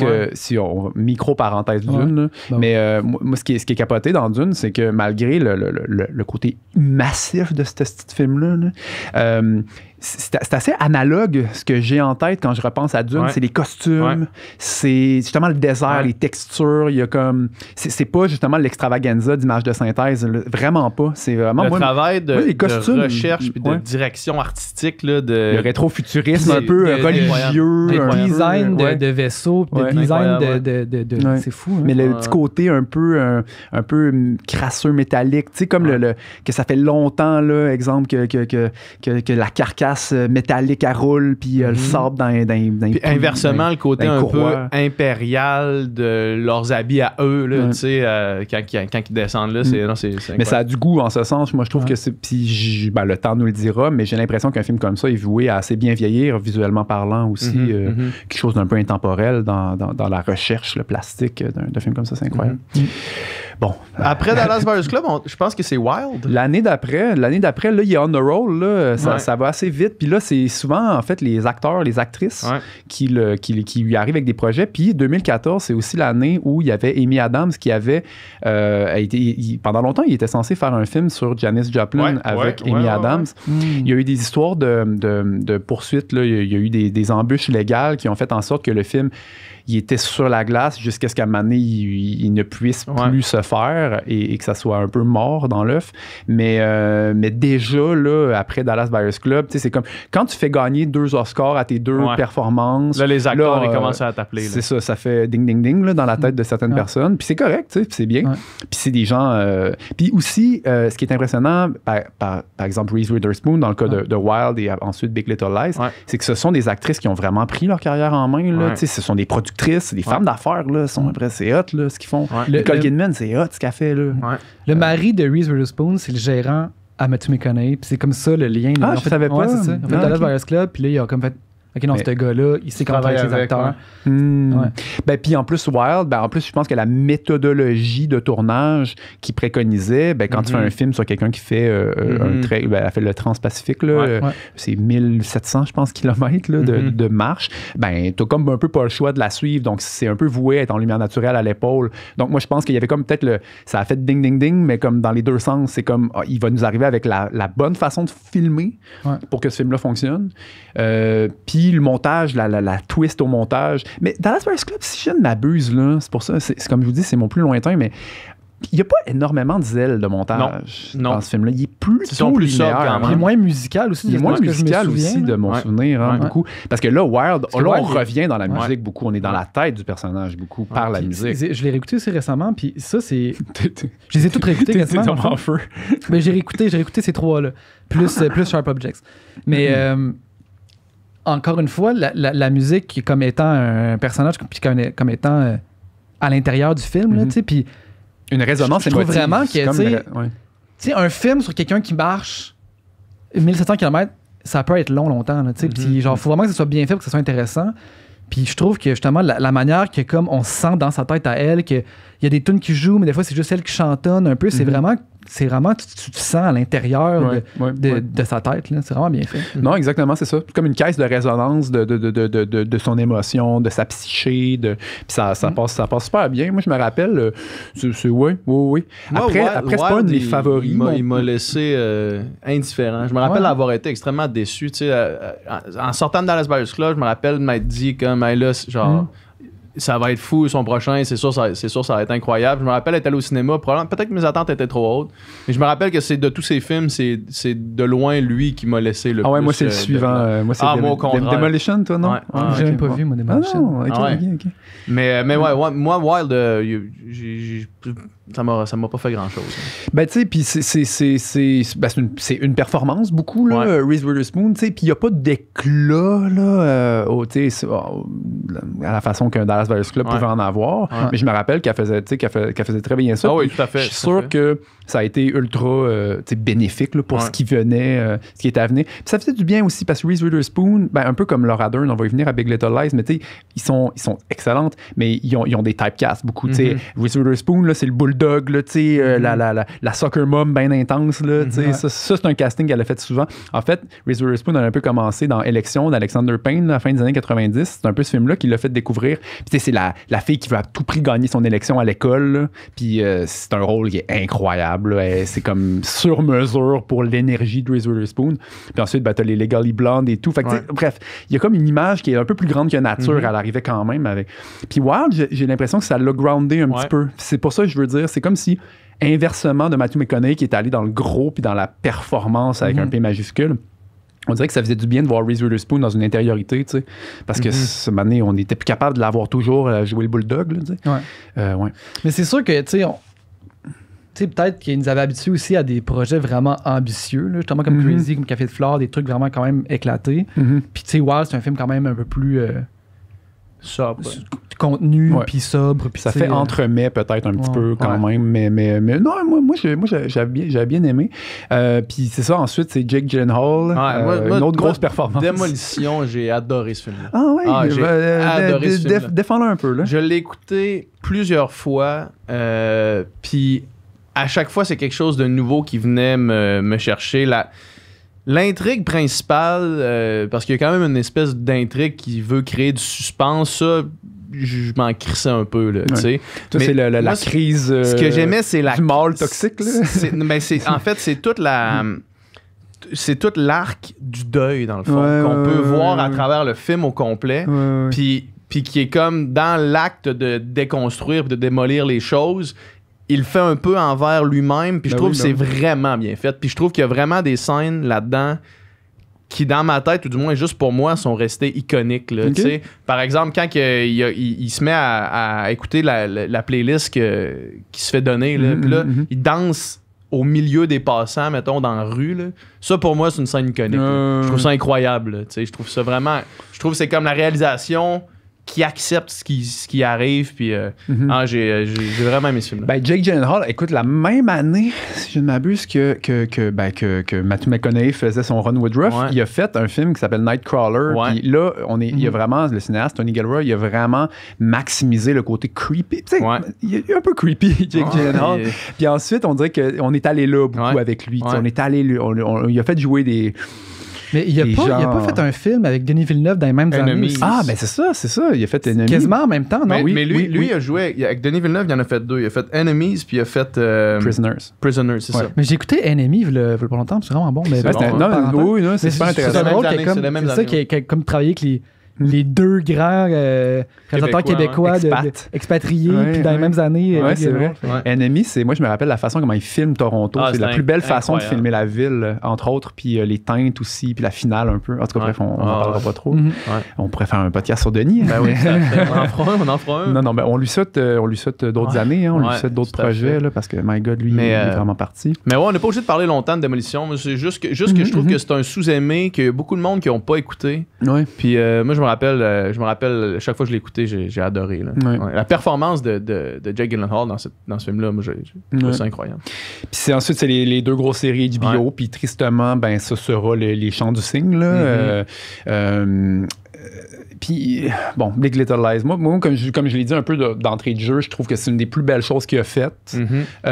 Crazy, il est comme spécial parce que c'est un film, je pense, puis c'est un film qui est spécial pour bien des gens parce que je pense que c'est un film qui nous a accompagnés collectivement. Il y a comme quelque chose de l'identité québécoise dont on a parlé un peu, PH, mais il y a quelque chose, tu sais, on se rappelle un peu quand c'est sorti, on le revisite. C'est un peu un film de Noël sans être un film de Noël. C'est un film de Noël. Donc, quelque chose de rassembleur dans ce sens-là. Fait Crazy, il est un peu dans la case spéciale, mais pour moi, dans la case, mettons, l'artiste qui est en maîtrise de son langage, pour moi, c'est Big Little Lies. C'est là où on dirait... comme Jean-Marc Vallée, il est dans la cour des grands, puis il est bien là. C'est les actrices, mon Dieu. Incroyable. C'est les actrices. Nicole Kidman, elle est... a-t-elle déjà été meilleure, tu sais, pour moi, c'est... Puis il le dit lui-même, est-ce que, tu sais, la télé, des fois, on utilise ça, surtout quand on est un peu chauvin cinéma, on utilise le terme, ça fait télé, comme péjoratif, tu sais, c'est comme... Puis il n'y a rien dans Big Little Lies qui fait télé, au sens péjoratif du terme. C'est comme un long film, puis moi, c'est souvent ces séries-là qui m'accrochent le plus. Moi, je l'ai écouté en un sitting, j'étais dans un avion. J'avais un long vol, c'était quand je m'en allais à Bali. J'ai écouté les 8 épisodes. One shot. C'est 6 heures à peu près. Tu vois, tu dis long film, tu sais. Mais c'est pensé comme ça, c'est écrit comme ça. Tu sais, Guillaume Lepage, justement, quand il demandait, genre, tu sais, t'es appelé pour faire des grandes séries à HBO, mais t'en as jamais fait. Tu sais, comment ça fait qu'ils vont chercher un débutant en série télé, puis t'es comme, moi, je fais la même affaire. C'est ça.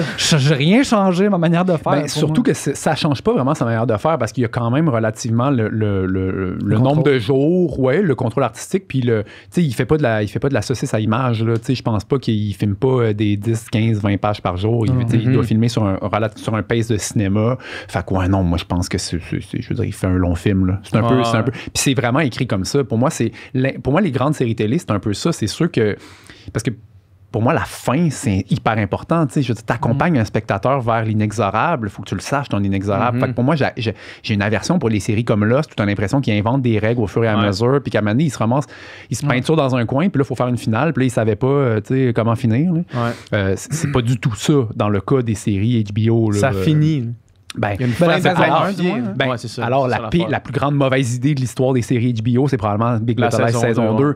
Puis c'est impensable. OK, je sais pas si tu la connaissais, Andrea Arnold, comme cinéaste, mais elle est incroyable. Moi, c'est une de mes cinéastes comme préférés. Qui a réalisé la saison 2.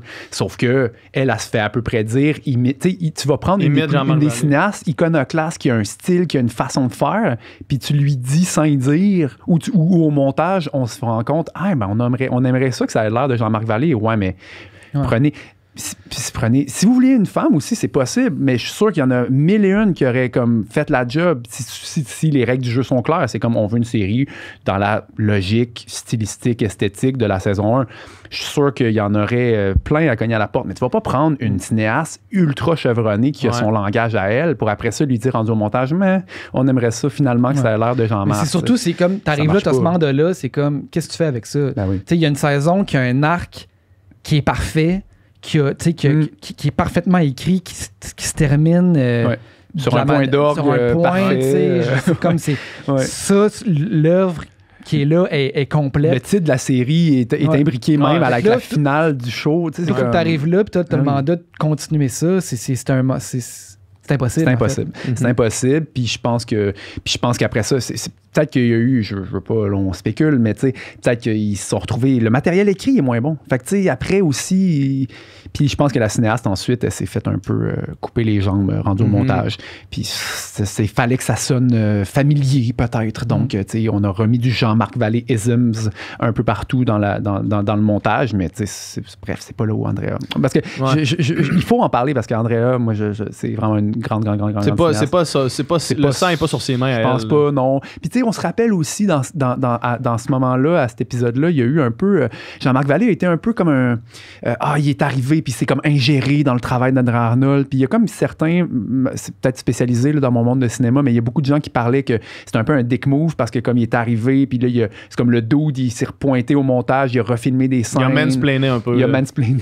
Puis, alors que la vérité est beaucoup plus complexe que ça. Maintenant, on le sait, là, bref. Mais mais c'était juste comme une mauvaise idée à la base. Je pense de faire une saison 2 à ce show qui était magnifique. Moi, c'est une des affaires. Big Little Lies, je me rappelle, m'a dit, j'ai rarement vu une ambiance aussi bien établie.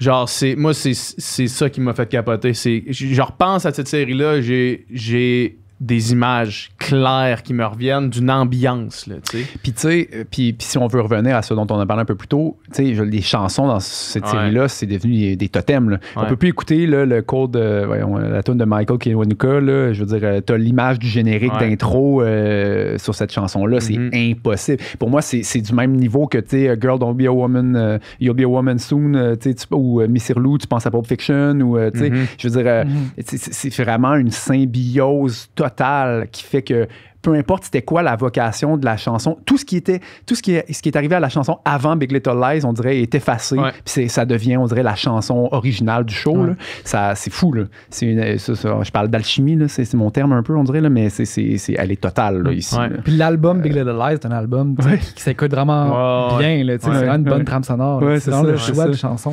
Mais là, Jean-Marc Vallée, il est pas sur le plancher des vaches. Ces femmes de banlieue-là, de ce village-là, n'écoutent pas cette musique-là. Mais on dirait que rendu là, on s'en fiche. On est dans... C'est l'auteur nous prend par la main, il nous partage sa playlist à la limite, puis moi, je suis all-in pour ça. All-in pour ça. Puis ensuite, l'autre série HBO... Mais un peu, juste tu parlais de Nicole Kidman tantôt, puis pendant que tu parlais de ça, je me disais, imagine d'arriver sur un plateau, puis tu diriges une actrice qui a été dirigée par Stanley Kubrick. Ouais. Tu sais, c'est ça pareil, là. C'est ça pareil. Tu sais, à travailler avec genre sinon un des plus grands réalisateurs de l'histoire du cinéma. Puis toi, t'arrives là, puis c'est comme le... Qu'est-ce que j'ai de pertinent à dire? C'est ça. Puis là, t'as ces chaussures-là à chausser. C'est vrai, pareil. Hein? Ça prend quand même... Je reviens c'est intéressant que tu dises méchante confiance. C'est intéressant que tu dises ça. Moi, Manu, il y a quelqu'un qui, pour le fun, on me l'avait demandé, ça serait avec qui tu serais starstruck de travailler? Puis moi, c'est imbriqué à ce dont tu viens de parler. T'sais, moi, j'étais comme Liv Ullmann, mettons, la grande actrice de Bergman. Là, Bergman a eu plusieurs muses, là, mais mettons, Liv Ullmann, c'est quand même peut-être les plus grandes performances. Puis tu sais, comme, mettons, là, dans un monde bizarre, là, je serais appelé à diriger Liv Ullmann. Je serais incapable, man. Je veux dire, ce fille-là, elle a fait 20 films avec Bergman. Comme, qu'est-ce que je vais lui dire, moi? Qu'est-ce que je peux lui amener à son art? Qu'est-ce que je peux dire? Genre, voyons.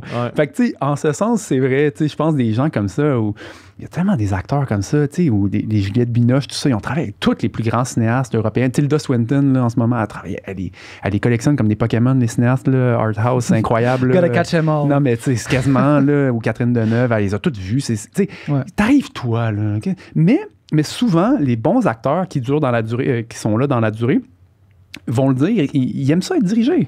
Ils vont, tu sais, s'ils ont embarqué, ils ont embarqué. Tu t'embarques pas pour après ça faire pour après ça, non, pas écouter. Ouais, c'est ça. Moi, je joue comme ça. Exact. Comment Nicole Kidman est dithyrambique par rapport à Jean-Marc Vallée, là, puis à comment qu'elle a aimé travailler avec lui, c'est comme si... C'est émouvant. Elle aussi, c'est un genre de turnover dans sa carrière, là, tu sais.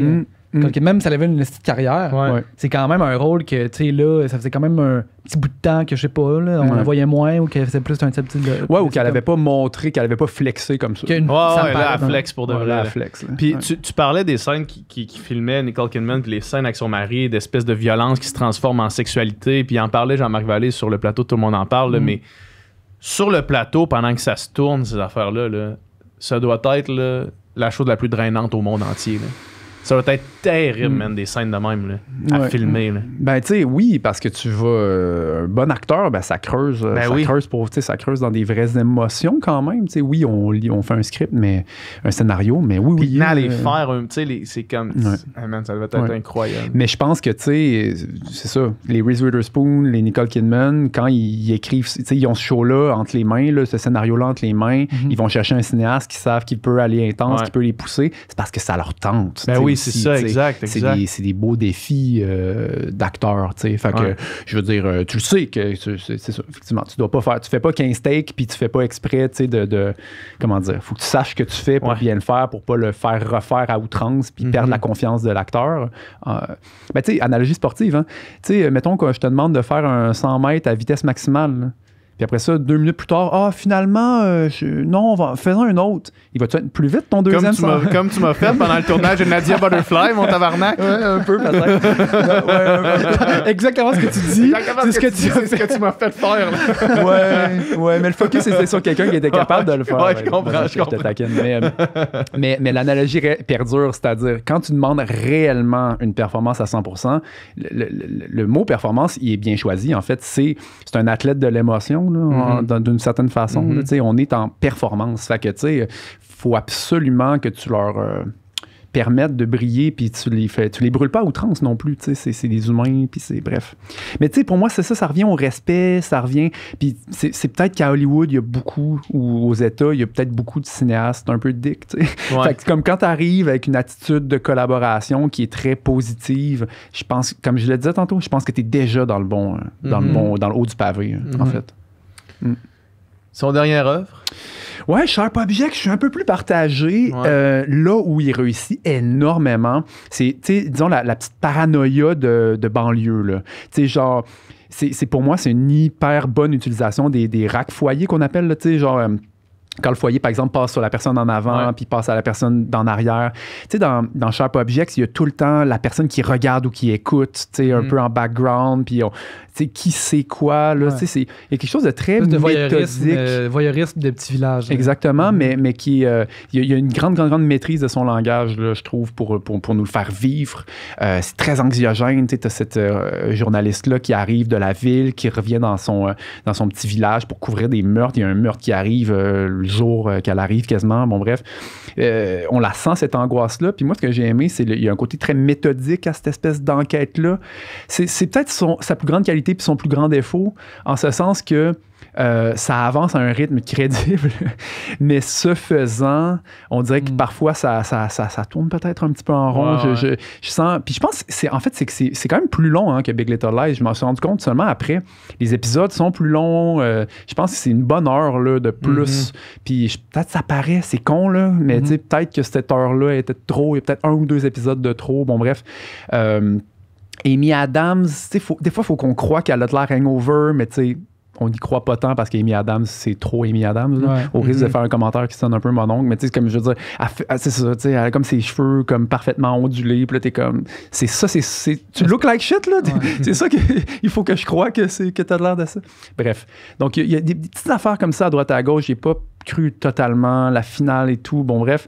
Mais reste qu'il y a une maîtrise du langage. Ouais, c'est ça, exact. Je pense que ça, c'est ce qui ressort le plus. C'est ce qui ressort, là. Mais c'est ça, tu sais, on dirait que il a fait comme le mieux, on dirait, que le matériel qu'il avait. Moi, je pense que oui. Parce que c'est ça aussi, moi, je pense que oui.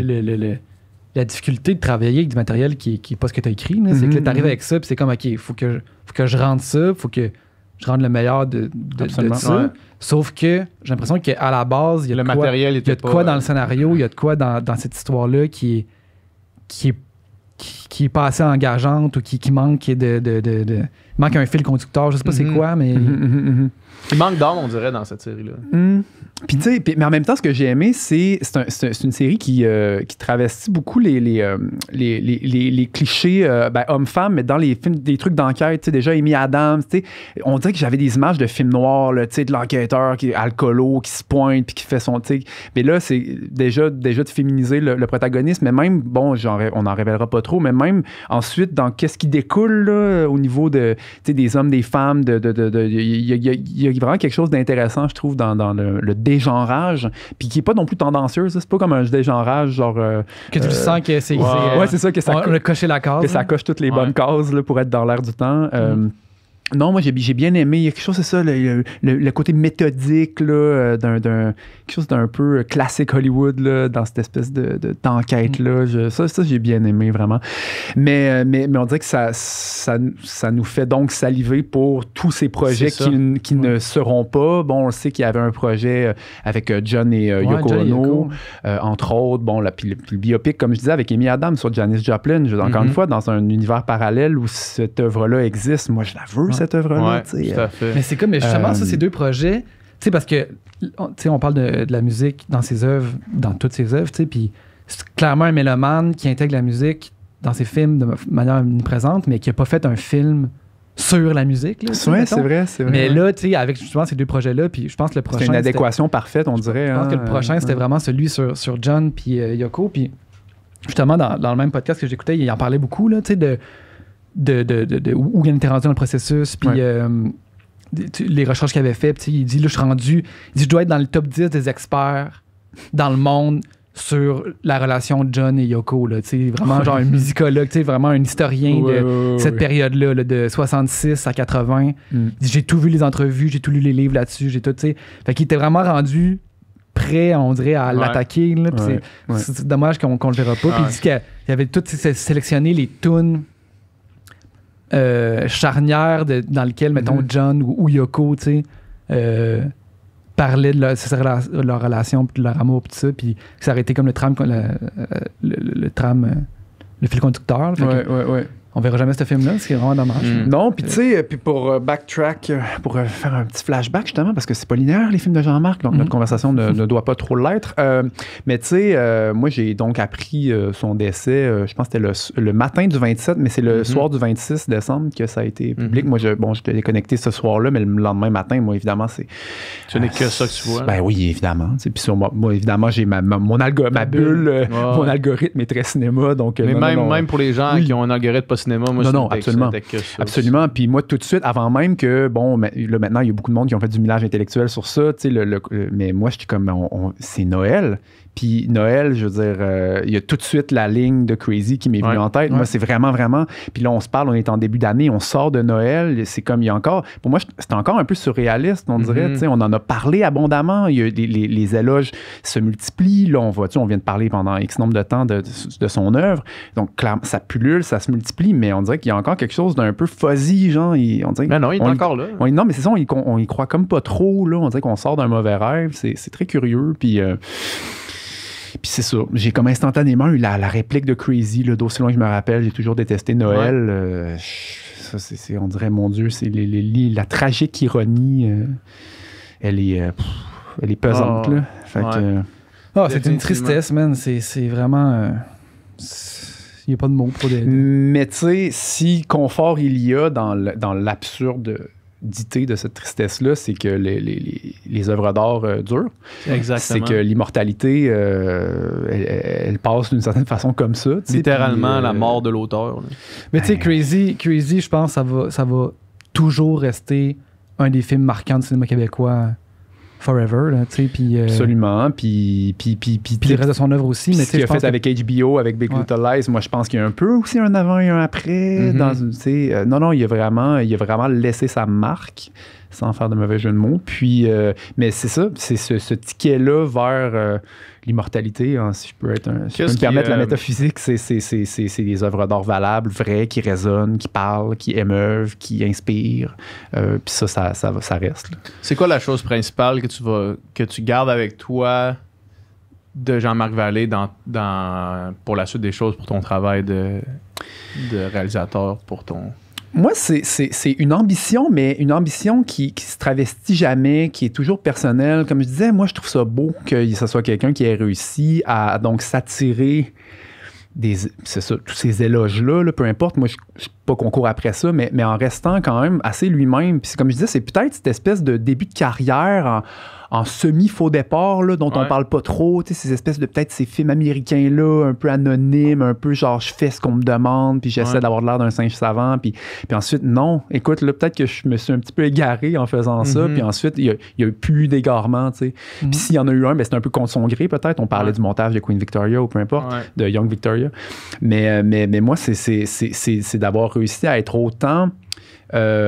fidèle à ses manières, à son style dans plein de sujets différents, puis d'avoir réussi effectivement à émouvoir.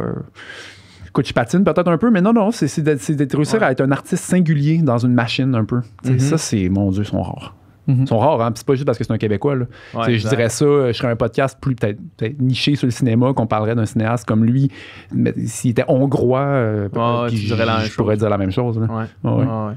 Je l'entendais raconter une histoire qui disait que lui, quand il était jeune, ado, il était pas particulièrement cinéphile, puis que c'est vraiment rendu au cégep, en fait, qu'il était comme en programme générique, là, genre sciences humaines, puis qu'il a pris un cours de cinéma en option, se disant ça va être facile, puis ça va être relax. Le classique cinéma au cégep. Ouais, puis ça va être relax, puis que c'est le prof de ce cours-là, puis en rentrant dans ce cours-là, puis qu'il dit que le cours de 3 heures paraissait comme 15 minutes, puis que là, je me suis rendu compte que j'aimais cette forme d'art-là relativement tard. Tu sais, des fois, souvent, les cinéastes vont dire j'ai toujours su que je voulais faire du cinéma, ou tu sais, puis en tout cas, j'ai l'impression que, mettons, la marque que ce gars-là a eu sur lui, il a dû l'avoir sur ben du monde, là, qui ont écouté Crazy ou qui ont écouté Big Little Lies ou qui ont écouté de ses œuvres, puis fait OK, genre je découvre mon amour pour le cinéma. Ouais, ben c'est clair. Mais tu sais, irradier un amour comme ça, là,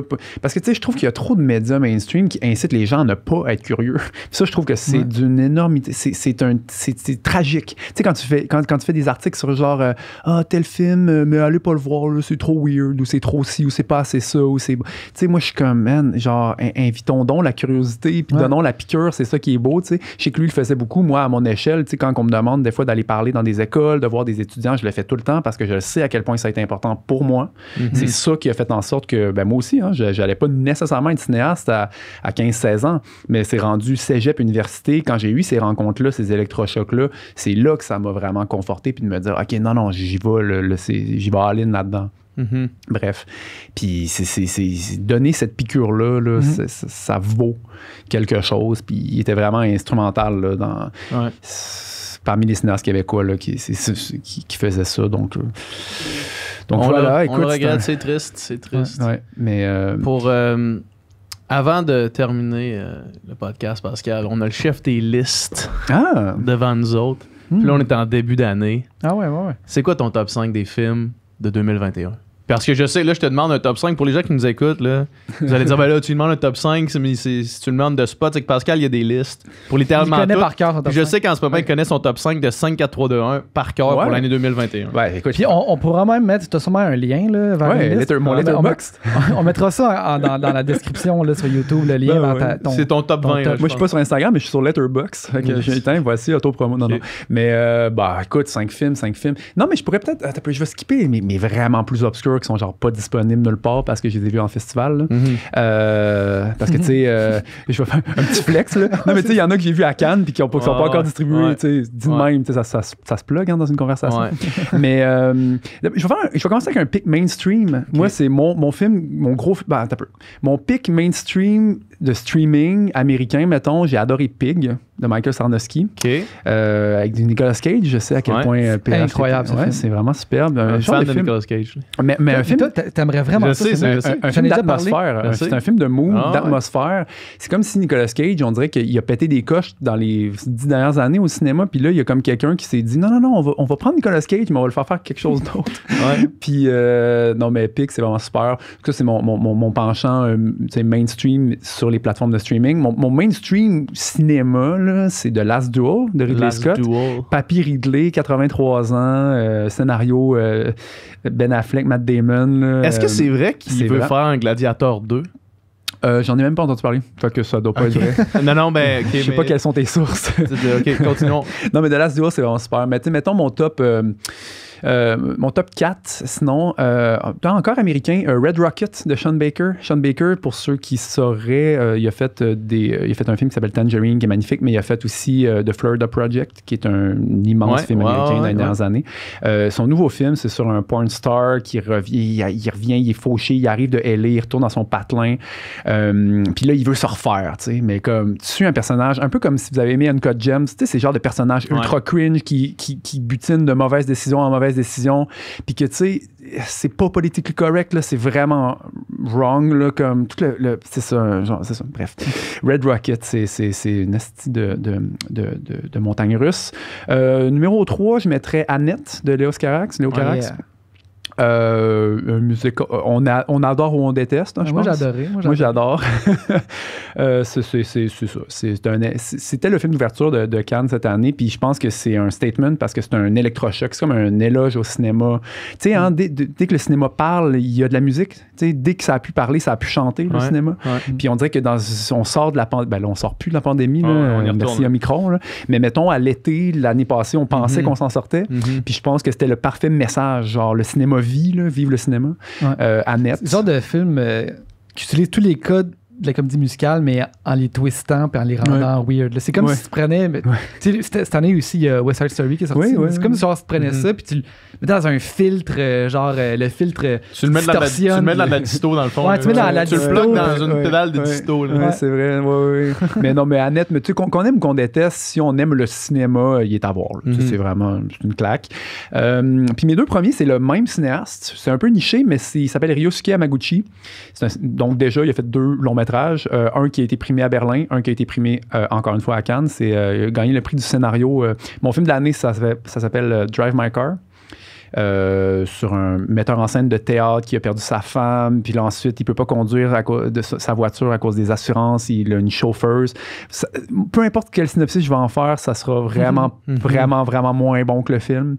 Tu sais, ce genre de film qui a énormément d'humanité, qui parle à notre âme, qui parle à l'humain en nous, puis qui est tellement juste brillant, intelligent, bien fait, tight. Ça, c'est Drive My Car. Puis il a fait un autre film qui s'appelle Wheel of Fortune and Fantasy, qui est un film très curieux. Lui, dans le fond, ce gars-là, il a fait des 2 top films de 2021. Ouais. C'est un peu un statement là, que je les mette 1 et 2. Là, Wheel of Fortune, j'aurais peut-être pu le mettre pas 2e, mais comme, écoute, je suis comme, non, c'est le cinéaste. Pour moi, c'est un peu comme quand j'ai rencontré Ashghar Farhadi début 2010, quand j'avais vu A Separation, puis j'ai fait, mais c'est qui ce cinéaste-là? Puis là, j'ai fouillé dans ses films d'avant, puis j'ai fait, OK, non, c'est un des immenses cinéastes au monde.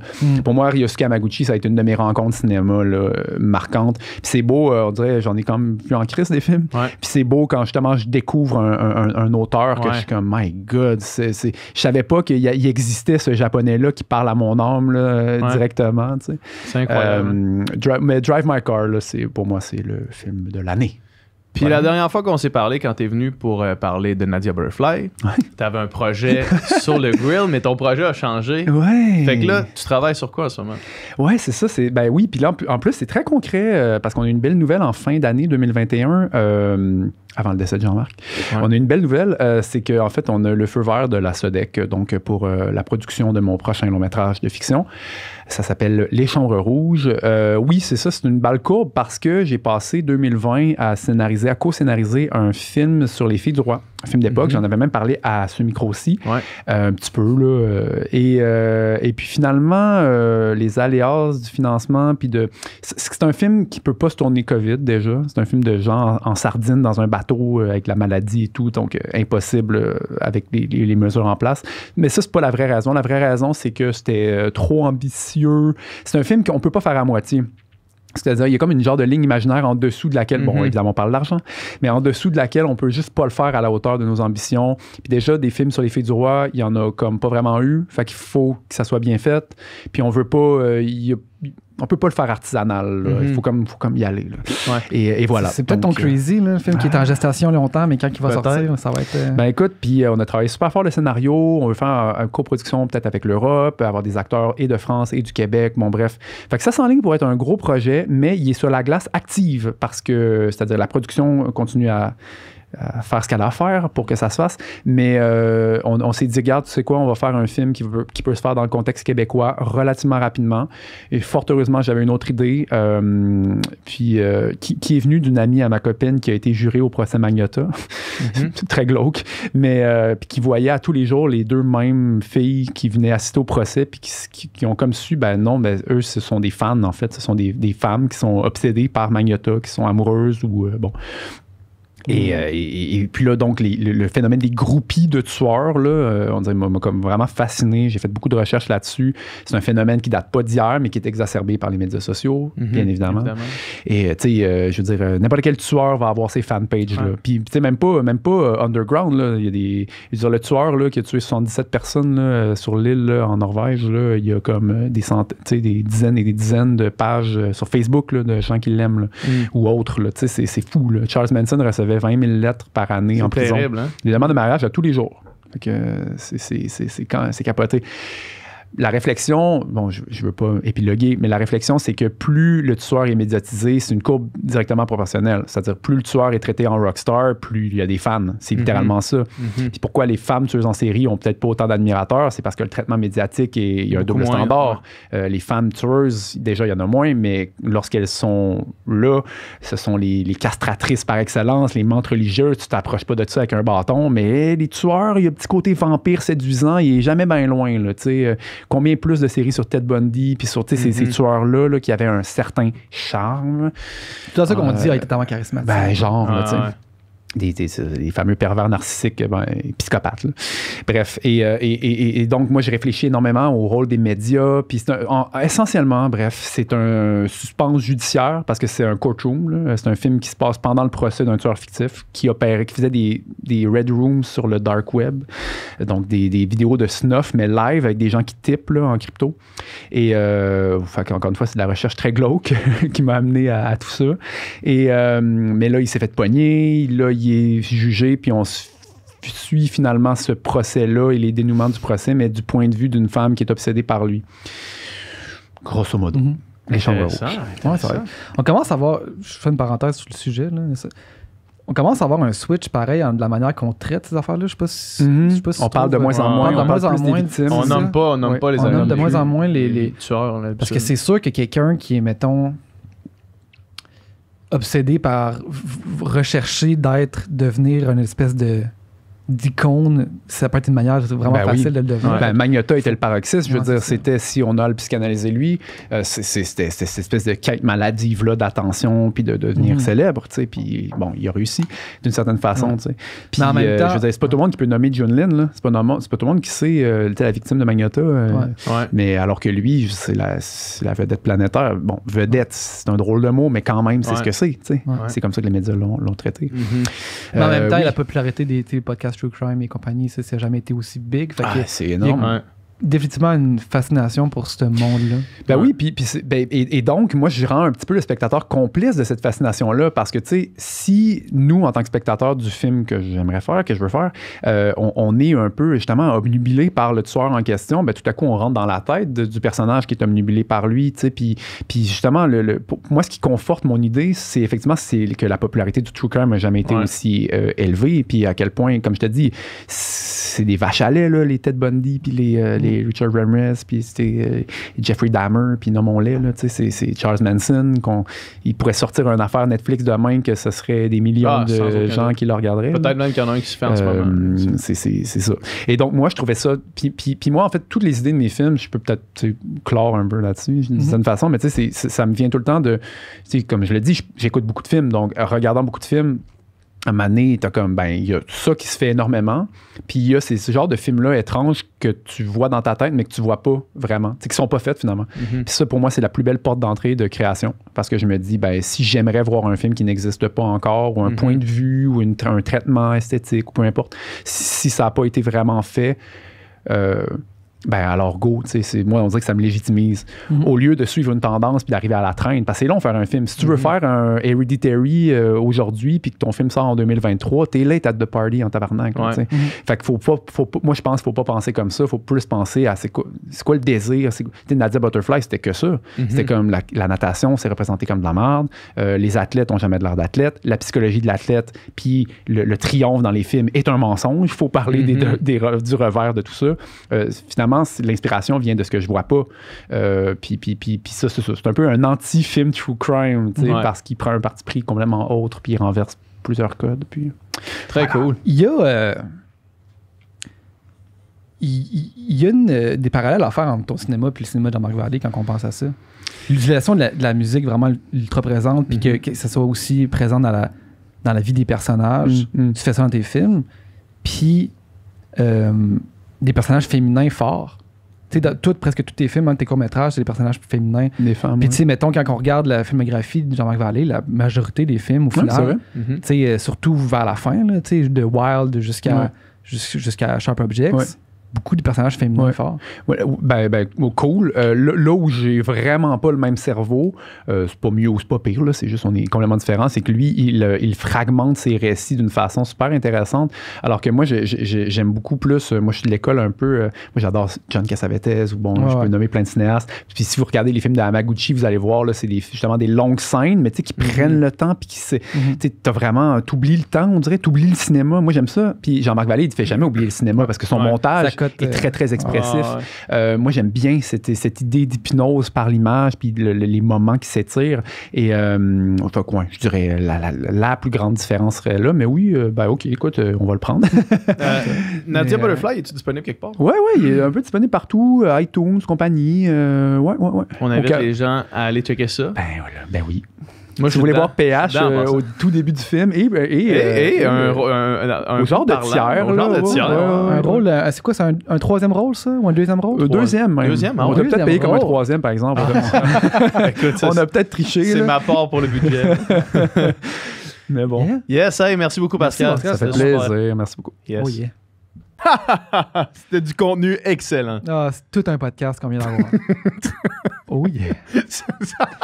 Si vous voulez plus de contenu excellent, comme ce que vous venez d'entendre, allez sur notre Patreon. Sur notre Patreon, vous pouvez vous abonner pour 3$ par mois. C'est ça, 3$? Ouais, 3$ par mois. 3$ par mois et vous avez les podcasts en avance. Ça veut dire que vous êtes les premiers de votre groupe d'amis à avoir écouté les podcasts. Puis vous allez pouvoir avoir une avance. Quand vous allez, tu sais, la dynamique entre les amis, c'est tout le temps d'avoir une avance sur les autres. Tu veux toujours avoir une avance sur les gens autour de toi. Ben, avec Patreon, tu as une avance sur l'humanité complète. Puis, en plus, parce que là, je sais que le podcast finit, vous voulez nous entendre jaser davantage, on fait encore moins de filtres après chaque podcast. Fait que là, on vient de finir de tourner le podcast. On va en jaser, on va chiller. Nicole, il est plus là maintenant. Encore moins de filtres, il travaille à la place. De temps en temps, il est là. Mais on jase, on parle de la conversation qu'on vient d'avoir. Mais ça, si vous voulez avoir accès à ça, ben, heureusement pour nous, malheureusement pour vous, c'est exclusif sur Patreon. Fait qu'il faut s'abonner. Abonnez-vous.